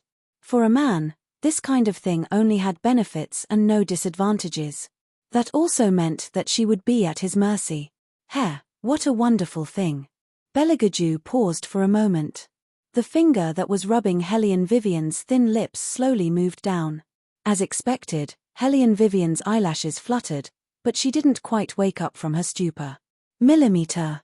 Beligaju's eyes darkened when he heard this. He rubbed the softness in his palms and kissed Hellion Vivian's lips passionately. He felt his entire body burning up, and the sound of him swallowing his saliva was frighteningly loud. He held on to Hellion Vivian's waist and finally pried open her mouth a little. He stuck his tongue in and licked her. At this moment, both of them were trembling. Bailey Jiaoju's eyes darkened as he licked her soft little tongue with the tip of his tongue, preventing it from escaping. While Hellion Wei Wei was sleeping, he took advantage of the opportunity to bully her again. Although he didn't reach the end, he still kissed the places that he should kiss. The thick scent of musk filled the entire room. Beligaju rested his chin on Hellion Vivian's head, and the corner of his mouth curled into a devilish smile. Since she was so sensitive, it was certain that they would have to do dual cultivation soon. What should he do? The more he thought about it, the more he wanted to see her crying and begging for mercy under him. Pitter-patter. Outside the window, the sky gradually became foggy. The rainwater pressed down on the bushes, dripping onto the bluestone path. Beside the Green Dragon Lake, a man held a folded umbrella with his fair and transparent fingers. His slender back revealed a sense of coldness. He slowly retracted his gaze from the lake and rested it on Yun Biluo, who was standing behind him. His voice was calm as he said, "This time, because of your careless leak of information, our forces have been reduced by more than half." As he spoke, his dark eyes narrowed. Yun Biluo immediately spat out a mouthful of black blood. She reached out and stroked her left shoulder. Her face was extremely pale, but there was a strong sense of unwillingness in her eyes. She originally thought that as long as she exposed the fact that Hellion Vivian was making weapons, the other party would definitely die without a burial place. However, she never expected that the person who asked her to make the weapons was the retired emperor. "Young master, please give me another chance." Yun Biluo looked up, and there was gentleness on her palm-sized face. "This time, I miscalculated. I shouldn't have wasted my time on these things.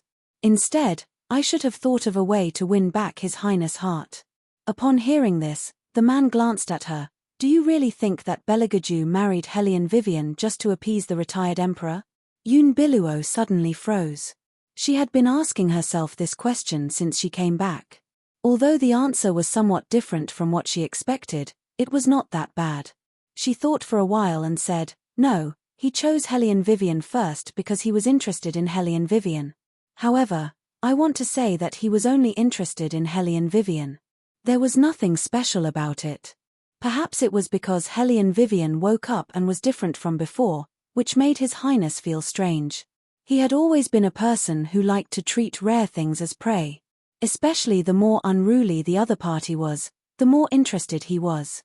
When he really got what he wanted, he wouldn't care anymore. I've been with him for so many years, I know His Highness better than anyone else. I also know what his weakness is. Young master wants Hellion Vivian to leave His Highness, and only I can do this. I can give you another chance, but..." The man glanced at her, then pulled open his collar and crossed his legs elegantly. His eyes were full of indifference. "I won't let anyone else see you do anything bad to Hellion Vivian." "Yes." Yun Biluo held back her unwillingness and spat out a mouthful of blood. Her body began to become lighter and lighter. She knew that her soul was being separated from her body. The man looked at her and slightly bent one of his hands. A black talisman appeared in his palm. He stuck the talisman in the middle of her forehead and chanted some incantation. His fingertips emitted a faint white light, which was firmly embedded into Unveils' body along with the talisman. As the black talisman was implanted, a golden light overflowed from Unveils' left shoulder, which was then slowly filled by the black fog. Layers of tentacles grew, and the best part was that the tentacles interweaved into perfect flesh, making her look like she was never hurt. At this moment, the man withdrew his arm and said in a faint voice, "You don't have to ambush the battle spirit forces anymore. Go and get close to Beligaju. It's best that you can continue your childhood friendship as you said." Hearing the word fate, Unveils clenched her fists. Her eyes were filled with determination. "Young master, don't worry. I know what I should do." "That's good." The man turned around and walked into the rising fog on the lake. His back view was as beautiful as an ink painting. "Master." The demon-transforming beast followed the man and did not reveal itself. It only spoke when Unveils' figure could no longer be seen. "Why do you have to get Hellion Vivian?" Chapter 378. What was so good about that woman? Although she was a little smart, she looked too tough. A person who could kill the demon-transforming beast was not someone to be trifled with. The man smiled as if he was out of this world. His eyes were deep as if he was hiding something. He did not answer the demon-transforming beast. Instead, he looked at the sleeping green dragon in the lake and said, "You don't have enough resentment." As soon as he finished his sentence, he moved his finger. Black blood dripped from his fingertip into the lake. Drop by drop, it was as if he had knocked on the door of evil. A gloomy voice came out from his thin lips. The ancient spell made the demon-transforming beast excited. Finally, it finally saw its master make a move. The man glanced at it.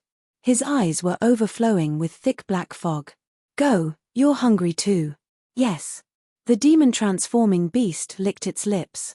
With a flash of its scarlet eyes, it disappeared into the dark night. It smelled the human's greed and immediately found its target. It opened its mouth and bit that person. In the darkness, the faint sound of blood being sucked could be heard. Crack. Hellion Vivian was lying on the bed. She was in a trance. She could not describe the trance. When she opened her eyes, she realized that she was the only one left on the bed. When she turned around, she realized that this was not the bed. Instead, it was the lakeside. The lake was very familiar. It was so familiar that she could recognize where she was at first glance. Wasn't this the lake that trapped Green Dragon? Why was she here? Hadn't she been lying on the bed without moving all this while? Crack. The sound was still ringing in her ears. Hellion Vivian subconsciously tightened her grip on the dagger that she always carried with her. She slowly walked towards the lake. Crack. The sound stopped abruptly. The silence at the foot of the mountain made her feel even more uneasy. Especially the color of the lake. It gave her a dark and gloomy feeling at night. Hellion Vivian pressed on the dagger. She felt that her breathing was a little slow. She felt a chill on her back as if something was sticking to her. Thinking of this, Hellion Vivian turned around abruptly. A faceless face was right in front of him. Other than a pair of bright red lips, there were no other facial features. Hellion Vivian's scalp tightened. She stood up abruptly, only to realize that it was all just a dream. It was just that the dream was too real. It was so real that she felt a little weak in her arms and legs. Hellion Vivian raised her hand to tuck the hair beside her ear that was wet with cold sweat. She subconsciously wanted to grab the quilt in her arms, but strangely, it didn't feel as soft as usual. Instead, it felt a little sticky. Hellion Vivian retracted her gaze and looked down as well. What was in her arms was not a blanket, but a face without facial features. The mouth of the face opened and closed, repeating the same sentence, "Give me back my body, give me back my body. Don't come over," Hellion Vivian shouted. She was completely awakened. Beligaju's hand was still stretched out. He probably wanted to shake her awake, but after hearing her words, his hand stopped in midair. Hellion Vivian sat up straight. Only then did she realize that she was still in her room. So it was a dream within a dream. But this kind of dream could easily make people absent-minded. In just one night, She had 3 dreams in a row. Moreover, each dream was related to this body. Was it a coincidence? Hellion Vivian lowered her eyes. She was obviously absent-minded. Yuan Ming came out at this time to annoy her. How could it be a coincidence?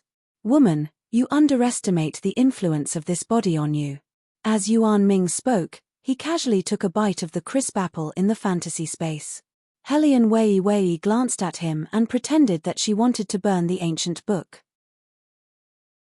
Tell me, other than prying into my privacy, what else can you do?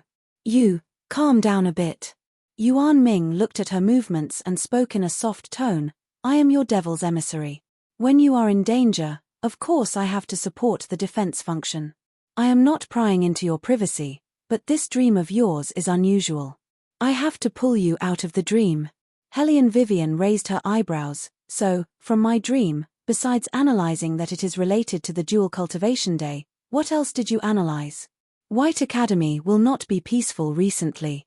Yuan Ming's eyes glowed. You wouldn't have a nightmare for no reason. There must be some kind of unusual resentment around you. But I don't know why you would have such a dream.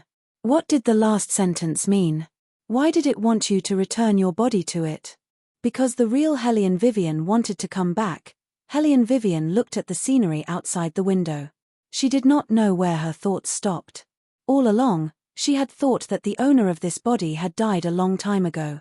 That was why she was able to reside in this body. Now, it seemed that the real Hellion Wei had not left. Instead, she was sleeping in this body, waiting for the right time to wake up. If that was the case, where would she go? Back to the 21st century? What would happen when the time came? Bailey Jiaoju did not know what was on Hellion Wei's mind. He could only watch her wake up from her nightmares one after another. His pair of long and narrow eyes darkened. Vaguely, the earth seemed to shake a little, as if something was crawling out from the depths of the earth. Yuan Ming instantly sensed this peculiar aura and suddenly stopped speaking. Fire Chelene leaped from a few meters away and transformed into a physical body. Its fiery red fur appeared very noble. Its eyes looked into the distance, its large tail drooped down on the ground, but its eyes turned into a dazzling gold. Fire Chelene had never transformed into a physical body without being summoned like today. Beligaju naturally noticed its abnormality. He opened his eyes and glanced in its direction. Fire Chelene opened its mouth and used martial chi to communicate with Beligaju. There should be something that was released. It's in White Academy. Hearing that, Beligaju slowly narrowed his eyes. That handsome face with distinct edges and corners was exquisite and perfect like a diamond, but it also revealed an unprecedented chill. However, he did not care much about what was released. Instead, his tone was slightly cold. If a person who has been possessed frequently has nightmares, in most cases, what is the reason? Fire Chelene felt that it was somewhat unable to follow its master's train of thought. However, it still thought very carefully for a moment and then said, that is the phenomenon of the soul fighting. The soul is trying to counterattack. Soul counterattack. In other words, the current Hellion Vivian would disappear? Chapter 379. Beligaju's fingers paused and his eyes darkened completely. No matter who the other party was, this feeling of wanting to steal his prey away secretly, it made him very, very unhappy. Beligaju smiled coldly and slowly reached out his hand, only to hear a clang. The sound stopped abruptly, the wall in the corner shattered and a large piece of wall dust fell down. Hellion Vivian turned around, her eyes full of confusion. What was wrong with His Highness? Hellion Vivian was still at the stage of if the other party knew that she was the one who was possessed, would they treat her like a monster and roast her like a kebab? She would never have thought that Beligaju's anger this time was entirely because someone had set their sights on her. Fire Chelene's thick claws stepped on the ground, it did not understand what its master meant. Bailey Jiaoju strolled over and stood in front of it, full of murderous aura. His whole body emitted an indescribable coldness and cruelty. He lifted his eyelids, his ink-black hair fluttered in the wind, and his black jade-like pupils slightly raised. Go and find out who tampered with the chi in this courtyard. Yes. Fire Chelene lowered its head, but in its heart, it felt that this matter was not that simple. The rain outside was still pitter-pattering. Hellion Vivian pressed her forehead, but Yuan Ming suddenly opened his eyes and said in a deep voice, "Woman, you must be careful during this period." Hellion Vivian nodded, the stray hair in front of her forehead covered. Indeed, she had to be careful because the other person in her body was restless. She only hoped that she could control it. However, some people just could not stand to see Hellion Vivian doing well. After this round of investigation, Su Yang Mo's public self-reflection had become a laughingstock in the circle. People in the circle could not help but pout when Su Yang Mo was mentioned. They looked down on this woman from the bottom of their hearts. She was vicious and pretentious. Now that the matter had escalated, wasn't it embarrassing for her husband's family? However, more people changed their views of Hellion Vivian. There was no lack of capable children in this circle, but this was the first time that the stepmother was punished and the daughter was in the limelight. Hellion Vivian had been mentioned many times, and occasionally, Hellion Jiawa would be mentioned as well. Someone sneered, "In the past, I thought that Hellion Jiawa wasn't bad. She was quite a kind child. I didn't expect that it was all an act. What's the most talented girl in the capital? She's just an embroidered pillow. She looks good, but she's useless. She's a far cry from Hellion Vivian. You guys don't know how popular that profound heavens of hers is. Even the retired emperor had to ask her to help him make weapons. You guys just wait and see. Sooner or later, this Hellion family will return to Hellion Vivian's hand." Sitting in the carriage, the more Hellion Guang Yarrow listened to the conversation outside, the gloomier his expression became. Ever since the incident with Su Yang Mo, he felt awkward whenever he went out. Although he still had real power in his hands, it was still difficult to avoid those who were pointing at him. There were also a few powerful people in the family who more or less warned him to be careful. The clan meeting was about to begin. He could not drop the ball at this time. Hellion Guang Yarrow took a deep breath and his eyes darkened. He did not believe that that unfilial daughter would continue to live so happily. If he remembered correctly, there were still a few more days until the officials recommended the third prince to choose a secondary consort. He wanted to see if Hellion Vivian would still be able to show off in front of him once the third prince had a new lover. Thinking of this, Hellion Guang Yarrow curved his thin lips. He had something to say in today's morning court, early morning. In the Great Hall. The emperor sat on the dragon throne. Looking at his sleepy expression, it was obvious that he had either spent too much time refining pills last night or slept with some concubine again. Emperor Murong had always been resentful because the empress was banished to the cold palace. Although the retired emperor only said that it was a small punishment, Emperor Murong knew better than anyone that once one was in the cold palace, it would be difficult to get out. He had never resented the emperor's incompetence as much as he did now. The reason why the Murong family had such great power was all because of the emperor's incompetence. Now, this power was about to be destroyed by the emperor's incompetence. All of this was because the emperor had a very capable son. As long as Beligaju was around, his nephew could forget about inheriting the throne. Thinking of the fifth prince who went to the Murong family's residence crying for his mother yesterday, Emperor Murong's eyes flashed with a strong murderous intent. However, he hid this murderous intent well because he knew that he could not be too hasty in dealing with Beligaju. "Your Majesty." Hellion Guang Yarrow knelt on the ground, his voice resounding throughout the great hall. Just when all the officials thought that he was going to cry out for his wife's injustice, Hellion Guang Yarrow suddenly raised his voice and said, "It won't be long before the third prince's birthday. The third prince is the heir apparent appointed by the retired emperor. He should choose a talented and beautiful woman to assist him in his 20s. I know that it is not convenient for the other officials to mention this matter. After all, the third princess consort is my daughter. But I know my own daughter. How can a woman with no face be favored for a long time? Rather than provoke the third prince's disgust, it is better to let the third prince choose one he likes now." The emperor did not expect Hellion Guang Yarrow to suddenly mention the matter of selecting a secondary consort. The emperor had been rejecting his third son for so many years, especially when he heard the words crown prince. In fact, no matter how incompetent he was, He still wanted to hold on to his current position greedily. However, he was very afraid of the retired emperor. While the emperor was still hesitating, Emperor Murong also knelt on the ground. Your Majesty, the crown prince must choose a talented and beautiful woman to assist him in his 20s. This has been the rule of our dynasty for generations. It is obvious that the third princess consort does not meet the requirements in terms of appearance. The third prince must choose someone else to be his secondary consort. The emperor looked at the two military officials who were kneeling in the great hall. Each of them represented the power of a family.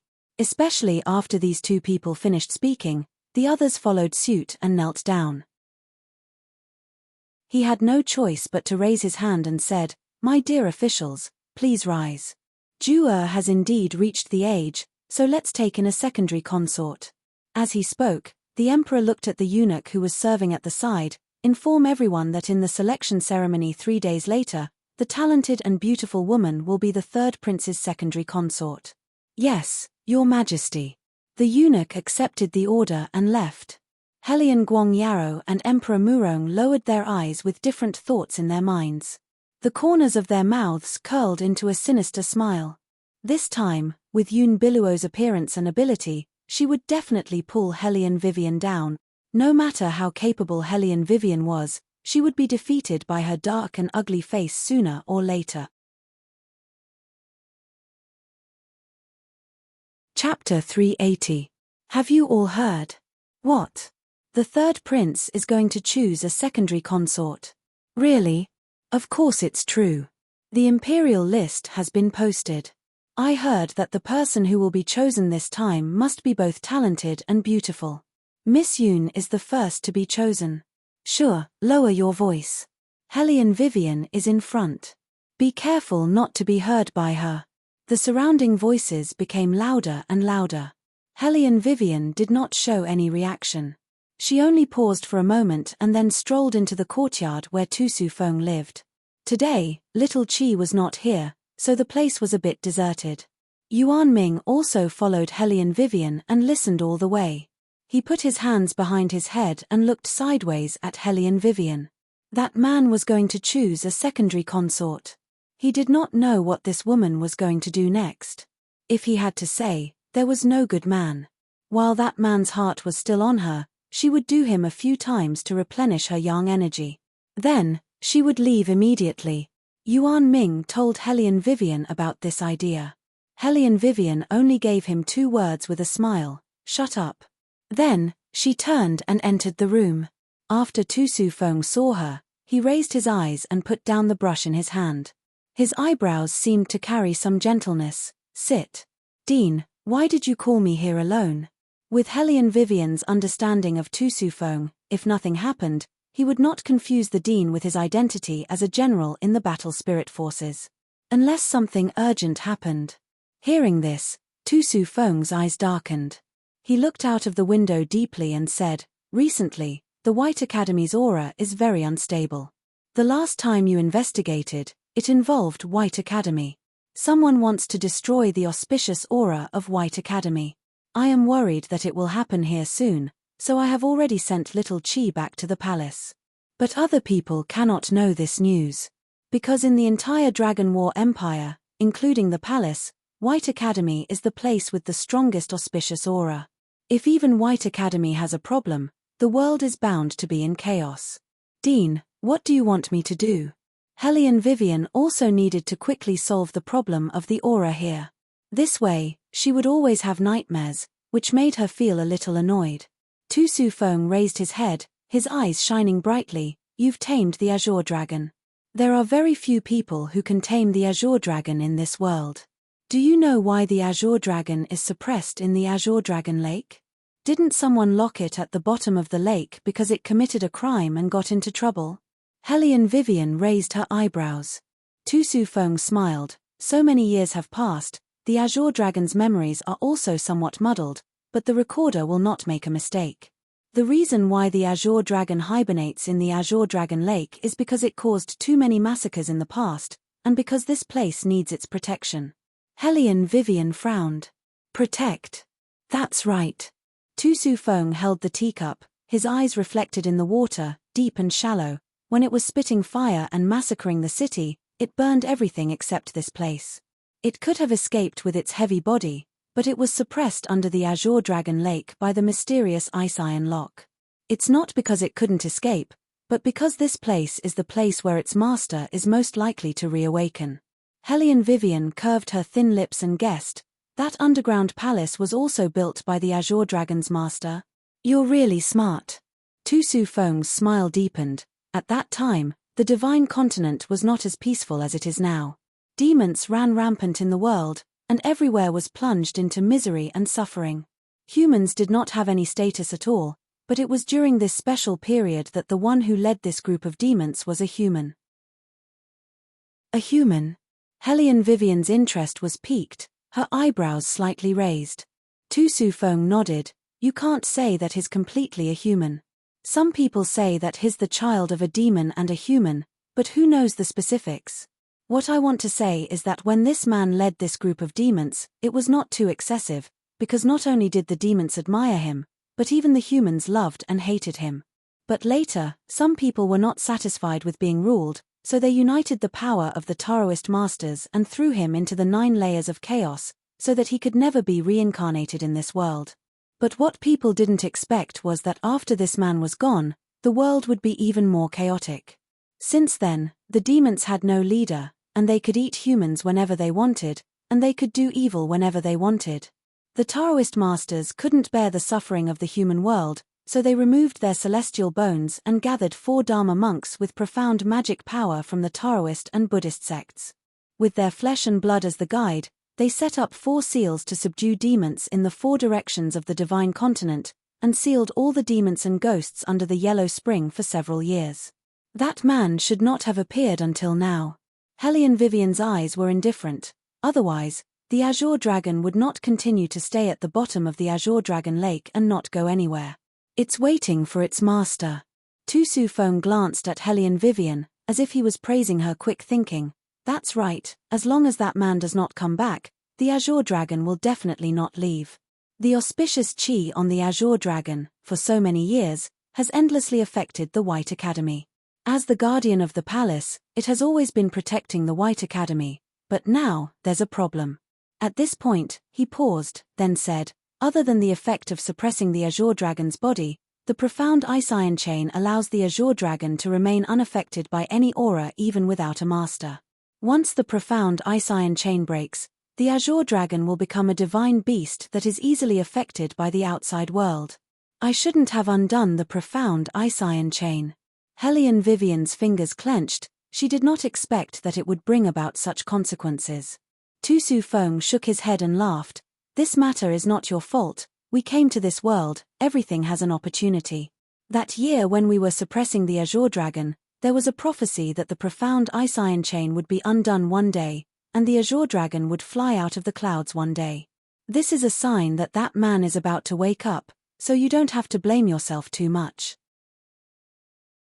Now, what you need to do is to go to the Azure Dragon Lake more often. The Azure Dragon is still willing to get close to you, and the Imperial Court is not very stable recently. I am afraid that it will affect the White Academy. You should be more careful when you are by Jua's side. Those 2 nephews of mine, no matter the older one or the younger one, they always make people worry. Hearing Tu Su Feng mention Beligaju, Hellion Vivian absent-mindedly agreed. This time, Yuan Ming listened more seriously than Hellion Vivian. His gaze fell on her face. If you want to investigate the matter of resentment, I suggest that you bring along your family's man. Although until now, he still could not understand that third prince, but to be able to bring the fire Chelene by his side, he was definitely not as simple as he looked.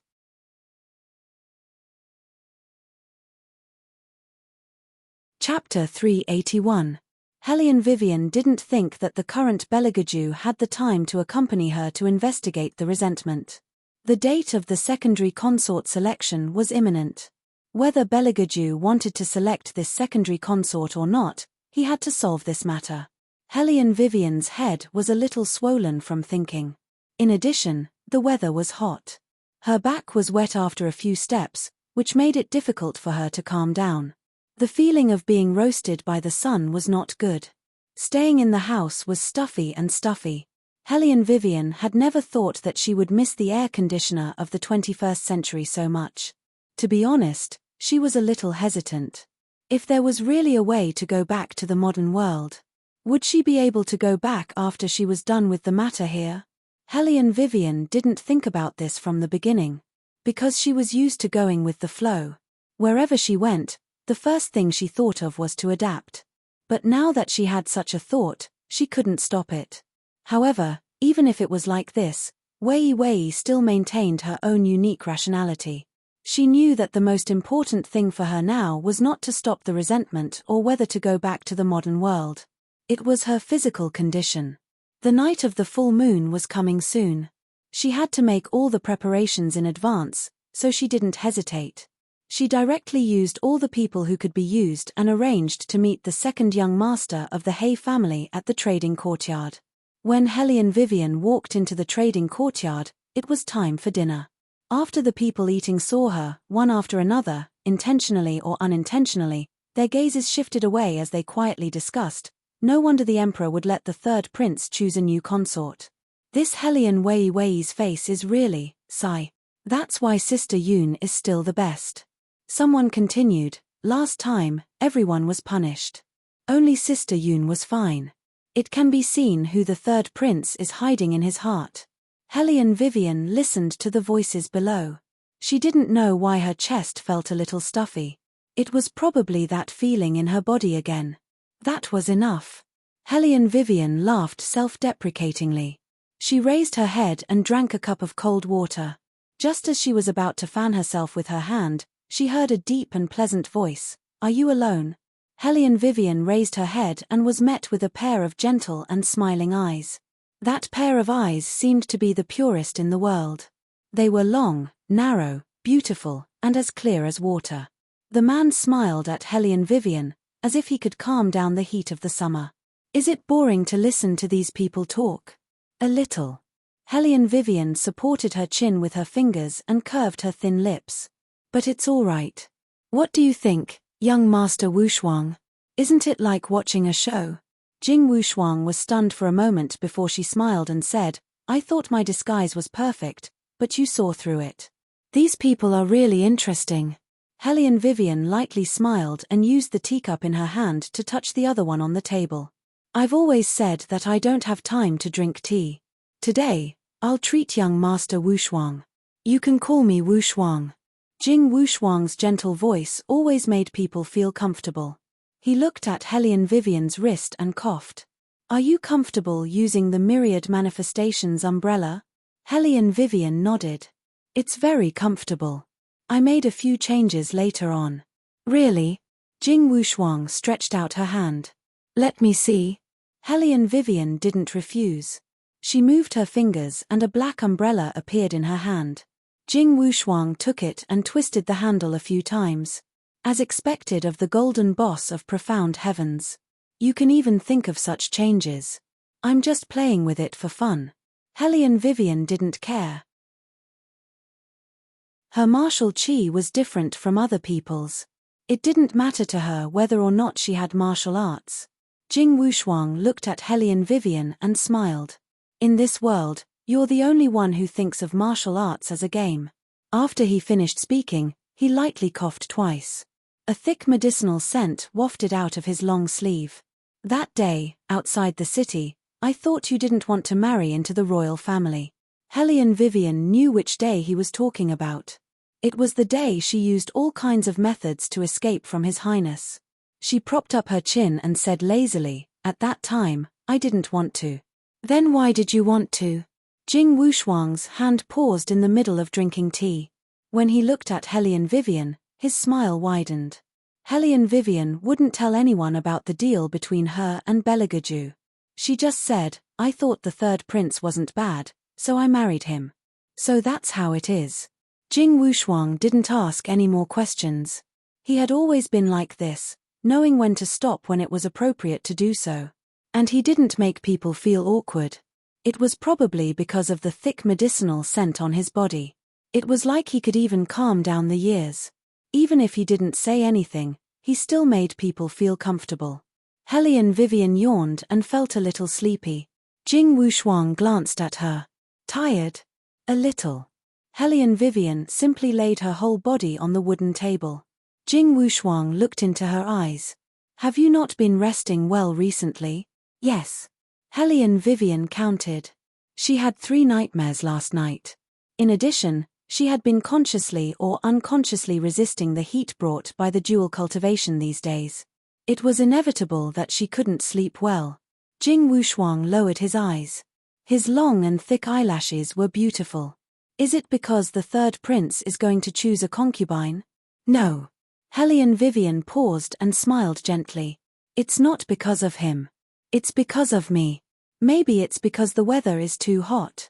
Jing Wushuang sipped the tea in the teacup. His voice was gentle. If you feel sad, you can ask me to drink tea at any time. Don't force yourself.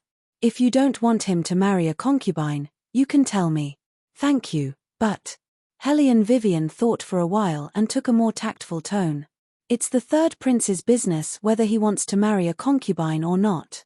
I won't interfere. He was a prince, and it was very likely that he would become the emperor in the future. This time, she could interfere. What about next time? If she interfered in everything, it would be successful. Then she would definitely become a woman like the empress. She would use all means to fight for a man's favor. She didn't want to be like that. So she wouldn't interfere in this kind of thing. When Bailey Jiaoju walked up the stairs, he heard this sentence. That pair of beautiful eyes suddenly darkened. Hellion Vivian also saw him. He was wearing a green robe and a white robe. With his 2 slender legs, his perfect inverted triangle figure had a cold indifference at this time. He took off his cloak and casually threw it to the side. After doing all this, he turned his head and stared into Hellion Wei's eyes. His pair of eyes were clear and deep like the sea, suffused with a faint black color, as if he could drown a person. Chapter 382. When she saw his face, Hellion Vivian was a bit stunned. The other side's silver mask couldn't hide his handsome face at all, but it only added to his cold aura. Hellion Vivian opened her mouth, wanting to say something. Someone walked over from behind Beligaju. It was Tusu Feng. It looked like he wanted to talk business with Beligaju. Just as Hellion Vivian was hesitating whether or not she should say something, Beligaju threw her 2 cold words, "Come here." Hellion Vivian raised her eyebrows, but didn't refuse. Beligaju turned his head and only said one sentence to Tusu Feng, "We'll talk tomorrow." Then he held Hellion Vivian's hand and walked out of the courtyard. Hellion Vivian subconsciously smelled the scent of danger, but the other side didn't give her any chance to refuse. At this time, Beligaju, who had been waiting for Hellion Vivian for more than 2 hours, had a cold look in his eyes. Beligaju hated waiting the most in his life, and he hated wasting time more than anyone else. But now, for the first time, he was waiting for the same prey. He had waited for it twice. Love was impossible for him, because love meant giving his heart to another person. For him, this kind of thing was a headache. Just now, Beligaju also realized what his thoughts towards Hellion Vivian meant. He had to admit that his interest this time was too strong. Maybe it shouldn't be explained by interest. Because he was very clear that his impulse towards Hellion Vivian was abnormal. Apart from wanting her, he was more inclined towards wanting absolute control. Just like now, what he wanted to do the most was to lock her up in his palace and lock her up on the bed for the rest of her life. He wanted to see if she would take his matters to heart. But could he do that? He couldn't. Because the other side clearly didn't like that kind of manipulation. Moreover, it would make others think that she was just a plaything to him. At this moment, Beligaju hated the self-righteous thoughts and restrictions of humans. He suppressed his emotions and found a place where no one was around. He led her in and pressed Hellion Vivian against the wall. What a good whether I want to have a concubine is my own businesses. You are so generous. For so many days. He thought that the little thing in his arms had already softened under his tamed claws. Unexpectedly, just as he was about to treat her a little better and give her more freedom, she suddenly changed her mind. That was what she did to him. What he wanted was for Hellion Vivian to not care so much about the selection of the secondary consort. However, the process could not be omitted. Intervening meant that she cared. It meant that she had him in her heart. Beligaju thought that Hellion Vivian had been married to him. He had done what he should have done, and he had also done quite a few things that he shouldn't have done. No matter how heartless this little thing was, after such a long time, it should have warmed up. But in fact, not only was she not warmed up, she still didn't have the slightest intention of putting him in her heart. That feeling was like when you confidently raised the stairs, but in the end, there was only a flat ground in front of you. You fell with a bang and your face was covered in blood. I. Hellion Vivian had just said the word I when someone pinched her chin. Beligaju leaned over and looked at her. Wearing a silver mask, he looked like a vampire prince who had walked out of a comic. Open your mouth. Hellion Vivian was stunned. What did he mean? Or do you want me to do the whole thing here, Beligaju's hand slid under her robe in this position, and his cold fingertips brushed across her back. Bastard. He even said something like doing the whole thing. Who said that a certain prince was cold? He didn't look cold at all. This was not a public place, and there was no need for a man to maintain his prince demeanor. However, after realizing this, Hellion Vivian's fingers trembled and she subconsciously grabbed his hand. But obviously, she didn't have the strength to do it, so she could only let him ignite her back. Hair. Beligaju looked at her crimson face and knew that her body, which was on the verge of dual cultivation, couldn't withstand his provocation. He deliberately slowed down, and his fingers caressed her waist and back. His knees bent slightly, and he squeezed between her legs, making her unable to resist at all. Want me to let you go?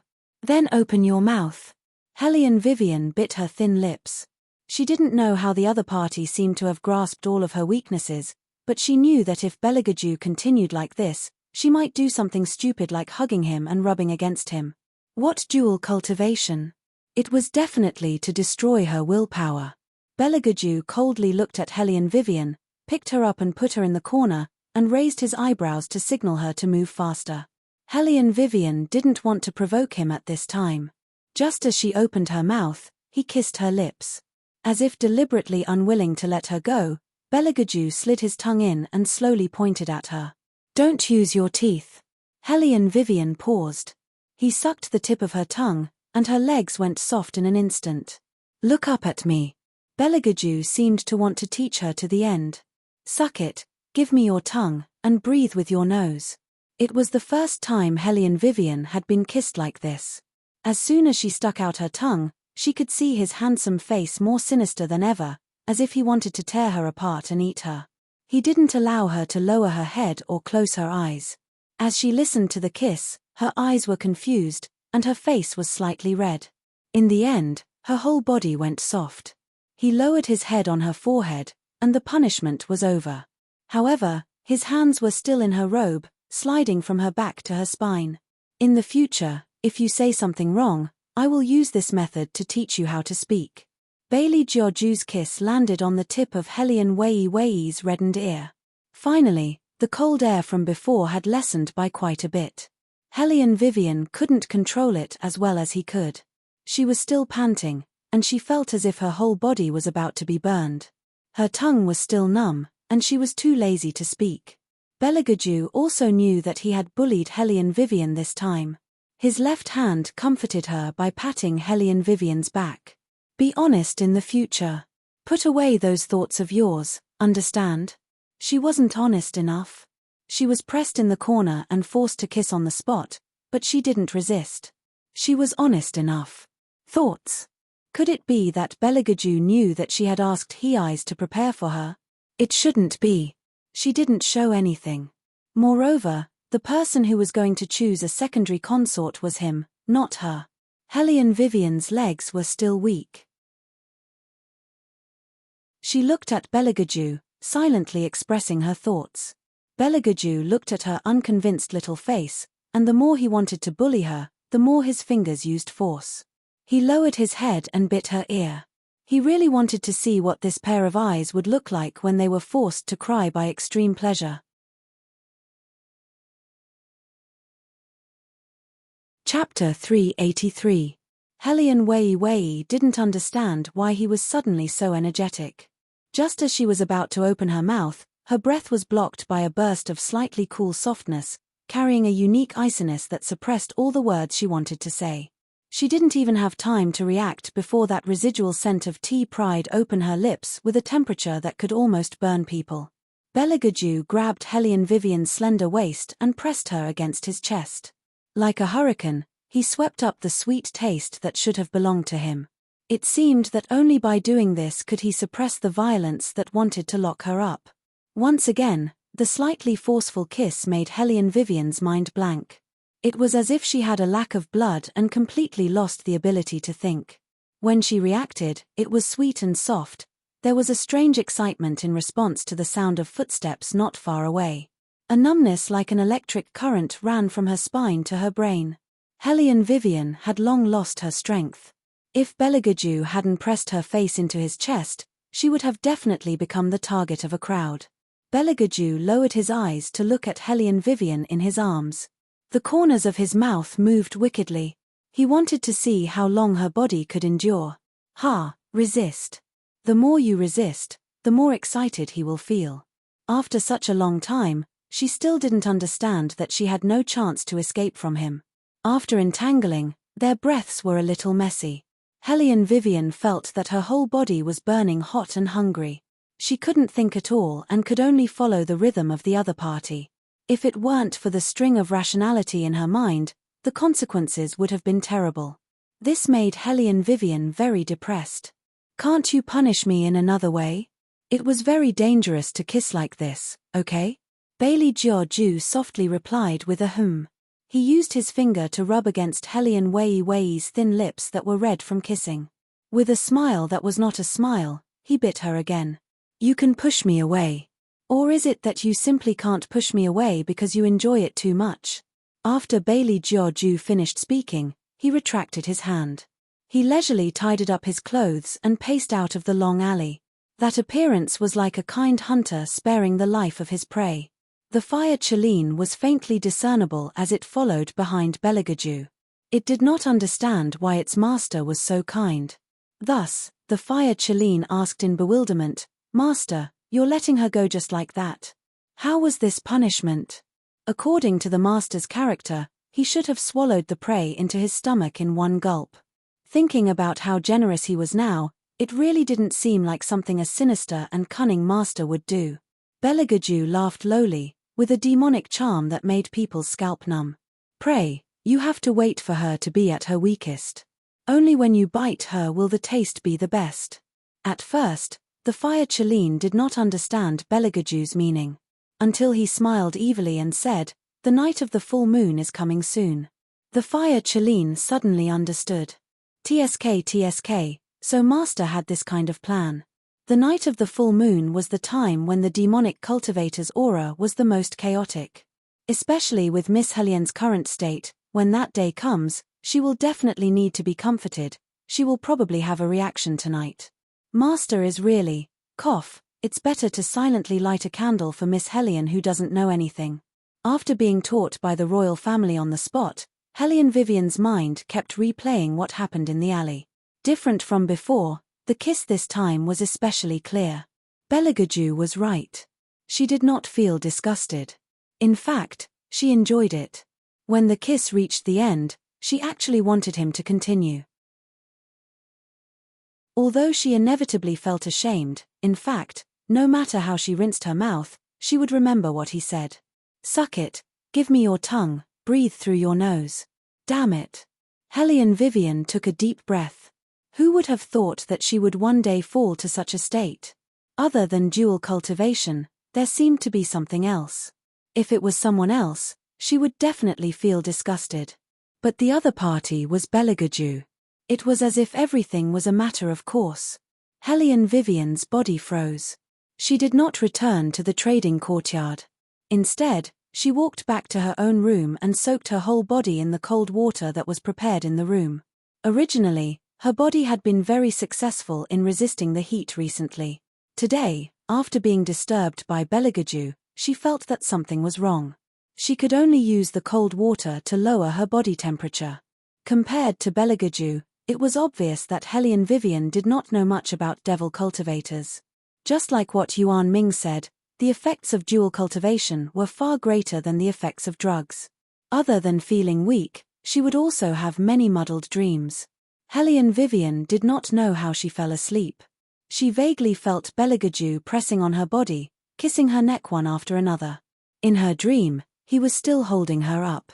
His ascetic handsome face carried a devilish smile. Then, he reached his hand into her underwear, touching here and there. His touch made her entire body numb. She also dreamt that Beligaju was pressing on her legs while kissing her lips. He stole her breath while licking her tongue and upper jaw. He did not forget to teach her how to kiss. Hellion Vivian felt that her entire body was about to be played to pieces. However, she could not escape. It was as if she was entangled by invisible threads. Her heart did not want to sink, but her body could not free itself. When she woke up, Hellion Vivian was dumbfounded. What was with this kind of dream? She would rather have nightmares. Fortunately, the heat on her body had cooled down. Hellion Vivian comforted herself. She casually took a towel and wiped herself. In the mirror, her thin lips were still a little red. It seemed that she still had to find Hazy first and prepare the things. She did not want to lose to this kind of reaction. Dusk. The slightly tipsy sunset gradually sank to the bottom of the lake. A man dressed in white stood by the lakeside. His ink-black hair fluttered in the wind and was casually tied up with a black string. He was tall and slender, and his eyes were filled with a thick mist. "Master, she already does not remember you." Standing behind the man was a small person, carrying a gourd on his back. The man nodded and did not say anything else. The small person blinked and looked at the green dragon swimming at the bottom of the lake with the man. "Master, do you really want to destroy the auspicious aura here? If you do, won't many people die?" "Yes." The man smiled. "Isn't it good to have dead people?" The small person counted with his fingers. "It's not bad. Recently, the little baldy that you asked me to get close to is quite fun. Then, do you want to have fun or watch the 100 Ghosts parade?" The man waved his finger. The surface of the lake seemed to have sensed something and rippled. Chapter 384. The little one was excited when she heard the words 100 Ghosts parade. She began to jump around behind the man, and the gourd behind her emitted a black fog formed by the entanglement of resentment. "I want to watch the 100 Ghosts parade." "Ah, I know, she will only come back during the 100 Ghosts parade, right?" The man hummed again, and his low voice was swept away by the gentle breeze. At night, in the bustling commercial compound, Yun Biluo stood in the lobby on the first floor. Compared to the Hellion Jiaowa, she was gentler and did not have the sense of superiority that she occasionally revealed. Therefore, she blended in well with everyone. In addition, she was not in good health. Sometimes, her face would turn pale, giving others a feeling that she needed to be taken care of. Therefore, when the students from the superior compound saw her trying to hold back her tears, they felt their hearts clench. The main reason was that the person standing in front of her was not anyone else, but Beligaju, who was about to select a secondary consort. "Your Highness, I was wrong back then." Yun Biluo looked at Beligaju with tears in her beautiful eyes. "You can punish me however you want, but please don't ignore me, okay?" A few of Yun Biluo's friends from the superior compound followed her here. They originally wanted to drink tea in the tea house, but they did not expect to meet the royal family. Now that they heard what Sister Yun said, it seemed that her relationship with the royal family was not simple. No wonder they all said that Sister Yun was special to the royal family. Previously, when they saw how cold the royal family was to Sister Yun, they thought it was just a rumor. Now, it seemed that no matter how cold the royal family was to Sister Yun, it was because His Highness cared too much about their past. The onlookers were worried for Yun Biluo's infatuation and the royal family's indifference. "Get out of the way." Beligaju's voice was very calm, as if he was not paying attention. Yun Biluo's tears welled up, but she did not let them fall. Instead, she looked at Beligaju with a hint of stubbornness. She knew that he liked obedient women since he was young. However, The ones who could arouse his desire to conquer were those who did not listen to him. "What do I have to do for you to forgive me?" When she said this, her eyes uneasily swept behind Beligaju. Suddenly, her eyes lit up, and her voice became softer. A brilliant smile bloomed on her face. "I won't give up. Until you forgive me, I will always stay by your highness' side and protect your highness." Unveils' voice was not soft. Her words touched many people. Hellion Vivian, who walked into the tea house with Hei's, naturally heard it as well. Hei's listened to the opposite side's words with interest. He tilted his head and glanced at Hellion Vivian beside him. "You can tolerate this?" Hellion Vivian's expression did not change as she looked at the two people in the middle of the hall. She felt a slight stab of pain in her heart, but she suppressed it. Her footsteps did not have the slightest intention of stopping. Even if she encountered a scene that she did not like to see, she would not disrupt her plan. She only smiled faintly and continued to walk forward, as if whoever appeared in front of her had nothing to do with her. Hei's smiled wickedly and followed her in. Beligaju, who was standing with his back to the door, did not see Hellion Vivian. His eyes, which were as deep as the night, were indifferent and noble. Unveils panicked. Her eyes lit up as if she had thought of something. She reached out her hand and waved at Hellion Vivian. "Wei." She appeared to be very friendly. Those who did not know would think that their relationship must be very good. However, when Bailey Jiaoju heard the two words Wei, his face finally showed some expression. His long eyebrows furrowed, the action of lifting his leg to leave also followed by withdrawing. He turned his face sideways and saw Hellion Wei first. Before that pair of eyes could warm up, he saw Hazy standing by her side. That pair of inky eyes that made young girls willingly fly like moths to a flame thoroughly sank. At this moment, Unveils had already walked up to Hellion Vivian. She wore a gentle smile on her face. "Why are you here?" Hellion Vivian looked at her and smiled, but her eyes were cold. She had clearly told her not to pretend to be familiar with her. Unveils seemed to have forgotten about it. She continued to talk to herself. When she glanced at Hei's, the smile on her face became softer. "I saw Wei coming down from Master Hei's carriage last time. Today I see Master Hei's again. What a coincidence." Hellion Vivian did not speak. She only looked at Unveils' smiling face. When Unveils could no longer maintain her fake smile, she raised her lips and said in a cold voice, "Miss Yun, there are some things that need to be stopped before it is too late." As soon as she finished speaking, she did not say another word. She strode past Unveils and Bailey Jiaoju. It was Unveils' business that she liked to act.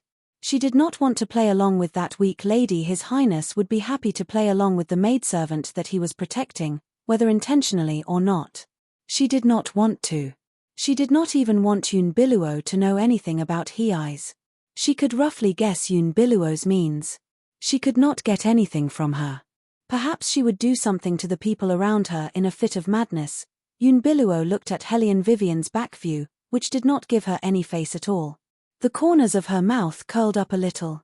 The moment Beligaju missed Hellion Vivian's arm, his whole body turned cold. The remaining smile on his face disappeared in a flash, as if it had never existed. His chest suddenly felt as if it was blocked by cotton. His heart became more upset for no reason. His sleeves fluttered, bringing out a strong sense of hostility. Hei's, who felt everything, looked up and met Beligaju's gaze. He sneered in his heart. How did this woman find such a ruthless character for herself? She might be forced into a corner in the future. Were the plans she made in advance useful? Probably because Hazy paused for too long. Wei directly dragged him upstairs, her expression as tranquil as water.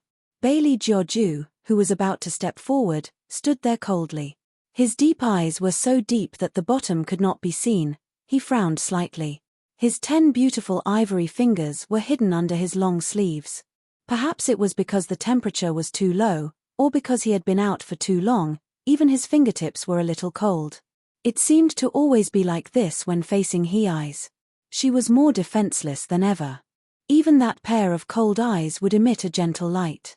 He understood her. If it was not someone she absolutely trusted, She would not allow anyone to get close to her. Even the name she had called out when she was drunk was related to Hazy. When facing him, she would only hide her secrets deeper. Even if she really wanted something, she would not ask him for help. She just had to ask an outsider. Chapter 385. Yoon Biluo, who was standing at the side, looked at the direction he was looking at. Her pair of clear eyes darkened. Belagaju did not speak. His jade-carved skin glowed faintly. That pair of cold eyes slowly drooped down. His long and thick eyelashes, like a crow's wing, cast a dark shadow on the ground. Even Yoon Biluo could not figure out what he was thinking just by looking at his expression. This made Yoon Biluo more or less helpless. He had been like this since he was young. She could not figure him out. However, no matter how interested he was in Hellion Vivian, she was afraid that he would not be interested in her now because he hated dirty prey the most. Yoon Biluo's eyes lit up as she recalled what she heard before. She used to feel that there was something strange between Hellion Vivian and His Highness. Now, she finally knew why it was strange. That was the reason why they got married. It seemed that this was worth investigating. Belagaju was not interested in knowing what Yoon Biluo was thinking. What he needed most now was silence. He was afraid that he would not be able to control the beast in his heart and accidentally tear Hellion Vivian into pieces. Master. As Fire Cheline, it was impossible for it not to notice the change in Belagaju's martial chi. Looking at the pair of eyes that were beginning to be invaded by the demonic nature, Fire Cheline immediately showed itself.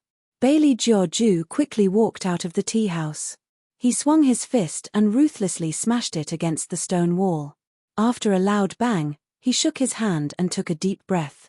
The dull pain transmitted from the surface of his fist made him slightly calm down. Bailey Jiaoju coldly smiled and ground out a few words from between his thin lips. Sure enough, no matter how I raise you, you can't mature. The wind that came in messed up Bailey Jiaoju's hair. He looked at his bleeding fingers. The coldness in his eyes was like a pine and cypress that melted into his ink-like eyes. Hellion Vivian did not know if it was an illusion, but she felt that the room suddenly darkened. The sun seemed to be covered by clouds and the light became thin. Are you thinking about the third prince? A familiar voice rang in her ears. Hellion Vivian raised her eyes and looked over, only to see the black-haired, white-clothed he-eyes drinking tea with a faint smile on his lips. His eyes were dark and pure, without a trace of impurity. His other hand used the teacup to touch her face. No. Hellion Vivian didn't even think about it. She said almost instinctively, my relationship with him is not what you think. At this moment, even He-Ice's eyes were filled with amusement. Then what is it? Could it be that the relationship between the two of you isn't real? Otherwise, why would this girl ask him to prepare so many things to escape from the capital? It was obvious that she didn't plan to stay in the palace forever. We even entered the bridal chamber. How could it not be real? Hellion Vivian took a sip of tea. She looked indifferent, trying to skip the topic. However, He-Eyes was very smart. Don't deny it. You asked me to prepare so many things, which one of them isn't for leaving the capital? But this is good too. I've told you before that the third prince will choose a secondary consort sooner or later. You've met Yoon Biluo, so it's very likely that she will take advantage of this opportunity to enter the palace. I used to wonder why you were willing to be the third prince's chess piece with your character. Now it seems that you two have reached some kind of agreement. He didn't use me as a chess piece. Hellion Vivian put down the teacup in her hand. We are helping each other. I help him to stop the retired emperor from urging him to marry. He is my backer, so that I can have more ability to take back the Hellion family in the clan meeting. I asked you to prepare those things for me to leave a way out for myself. He-Eyes glanced at Hellion Vivian with a meaningful look in his eyes. I don't think the third prince will like you to leave such a way out. He probably won't want you to leave the palace. Hellion Vivian took a sip of tea and fiddled with the teacup with her fingers. I'm not suitable for the palace. There are too many women fighting for favor in the palace. I'm suitable for finding someone to live with. There's nothing else. He eyes looked at her absent-minded appearance and thought of what had just happened downstairs. He reached out his hand to touch her head and smiled domineeringly. Wait until we leave the capital, then slowly look for it. Anyway, you have money on you, so you can raise whatever you want. Helian Wei's mood improved when she heard about her assets. She curled her thin lips and said, "It's true that I want to leave the capital. But I heard that you've been having a good time recently. Is that true? What things?" He eyes turned the teacup in his hand lazily. Helian Vivian said something shocking. "It's about you being indecent." He eyes choked on the wine that he didn't drink. Helian Vivian smiled happily. She held the teacup and drank a few mouthfuls. She looked no different from a shrewd little fox. Some people were like this. They didn't interact with each other, but once they did, there would be a lot to talk about. He eyes glared at Helian Wei. "What nonsense are you spouting? It's been spread outside. It's said that young Master He has been too well behaved these days. He didn't even touch women. I guess he likes men." Wei's face carried a smile that could almost see through hazy. "Did something happen between you and that little childhood sweetheart of yours?" He eyes coughed again. "You're just a child. Don't ask about adult matters. Tell me, why are you looking for me this time?" Helian Vivian was about to open her mouth when her ears suddenly moved. She looked in the direction of the corner of the second floor. The person standing there was none other than Unveils. She looked at Helian Vivian with her bright eyes. "Miss Vivian, I want to sit down and talk with you." Helian Vivian crossed her arms and smiled gently. "I'm sorry, I don't want to talk to you at all. You can leave now." She wasn't sure if Unveils heard it, but at this time, it didn't matter if she heard it. If Beligaju really wanted to choose Unveils, he would tell her about the agreement between them. She originally thought that Beligaju mistook the affection as a hunt. She even wondered if he liked her a little. Now that she thought about it, perhaps there was something wrong with her thinking and she was thinking too much.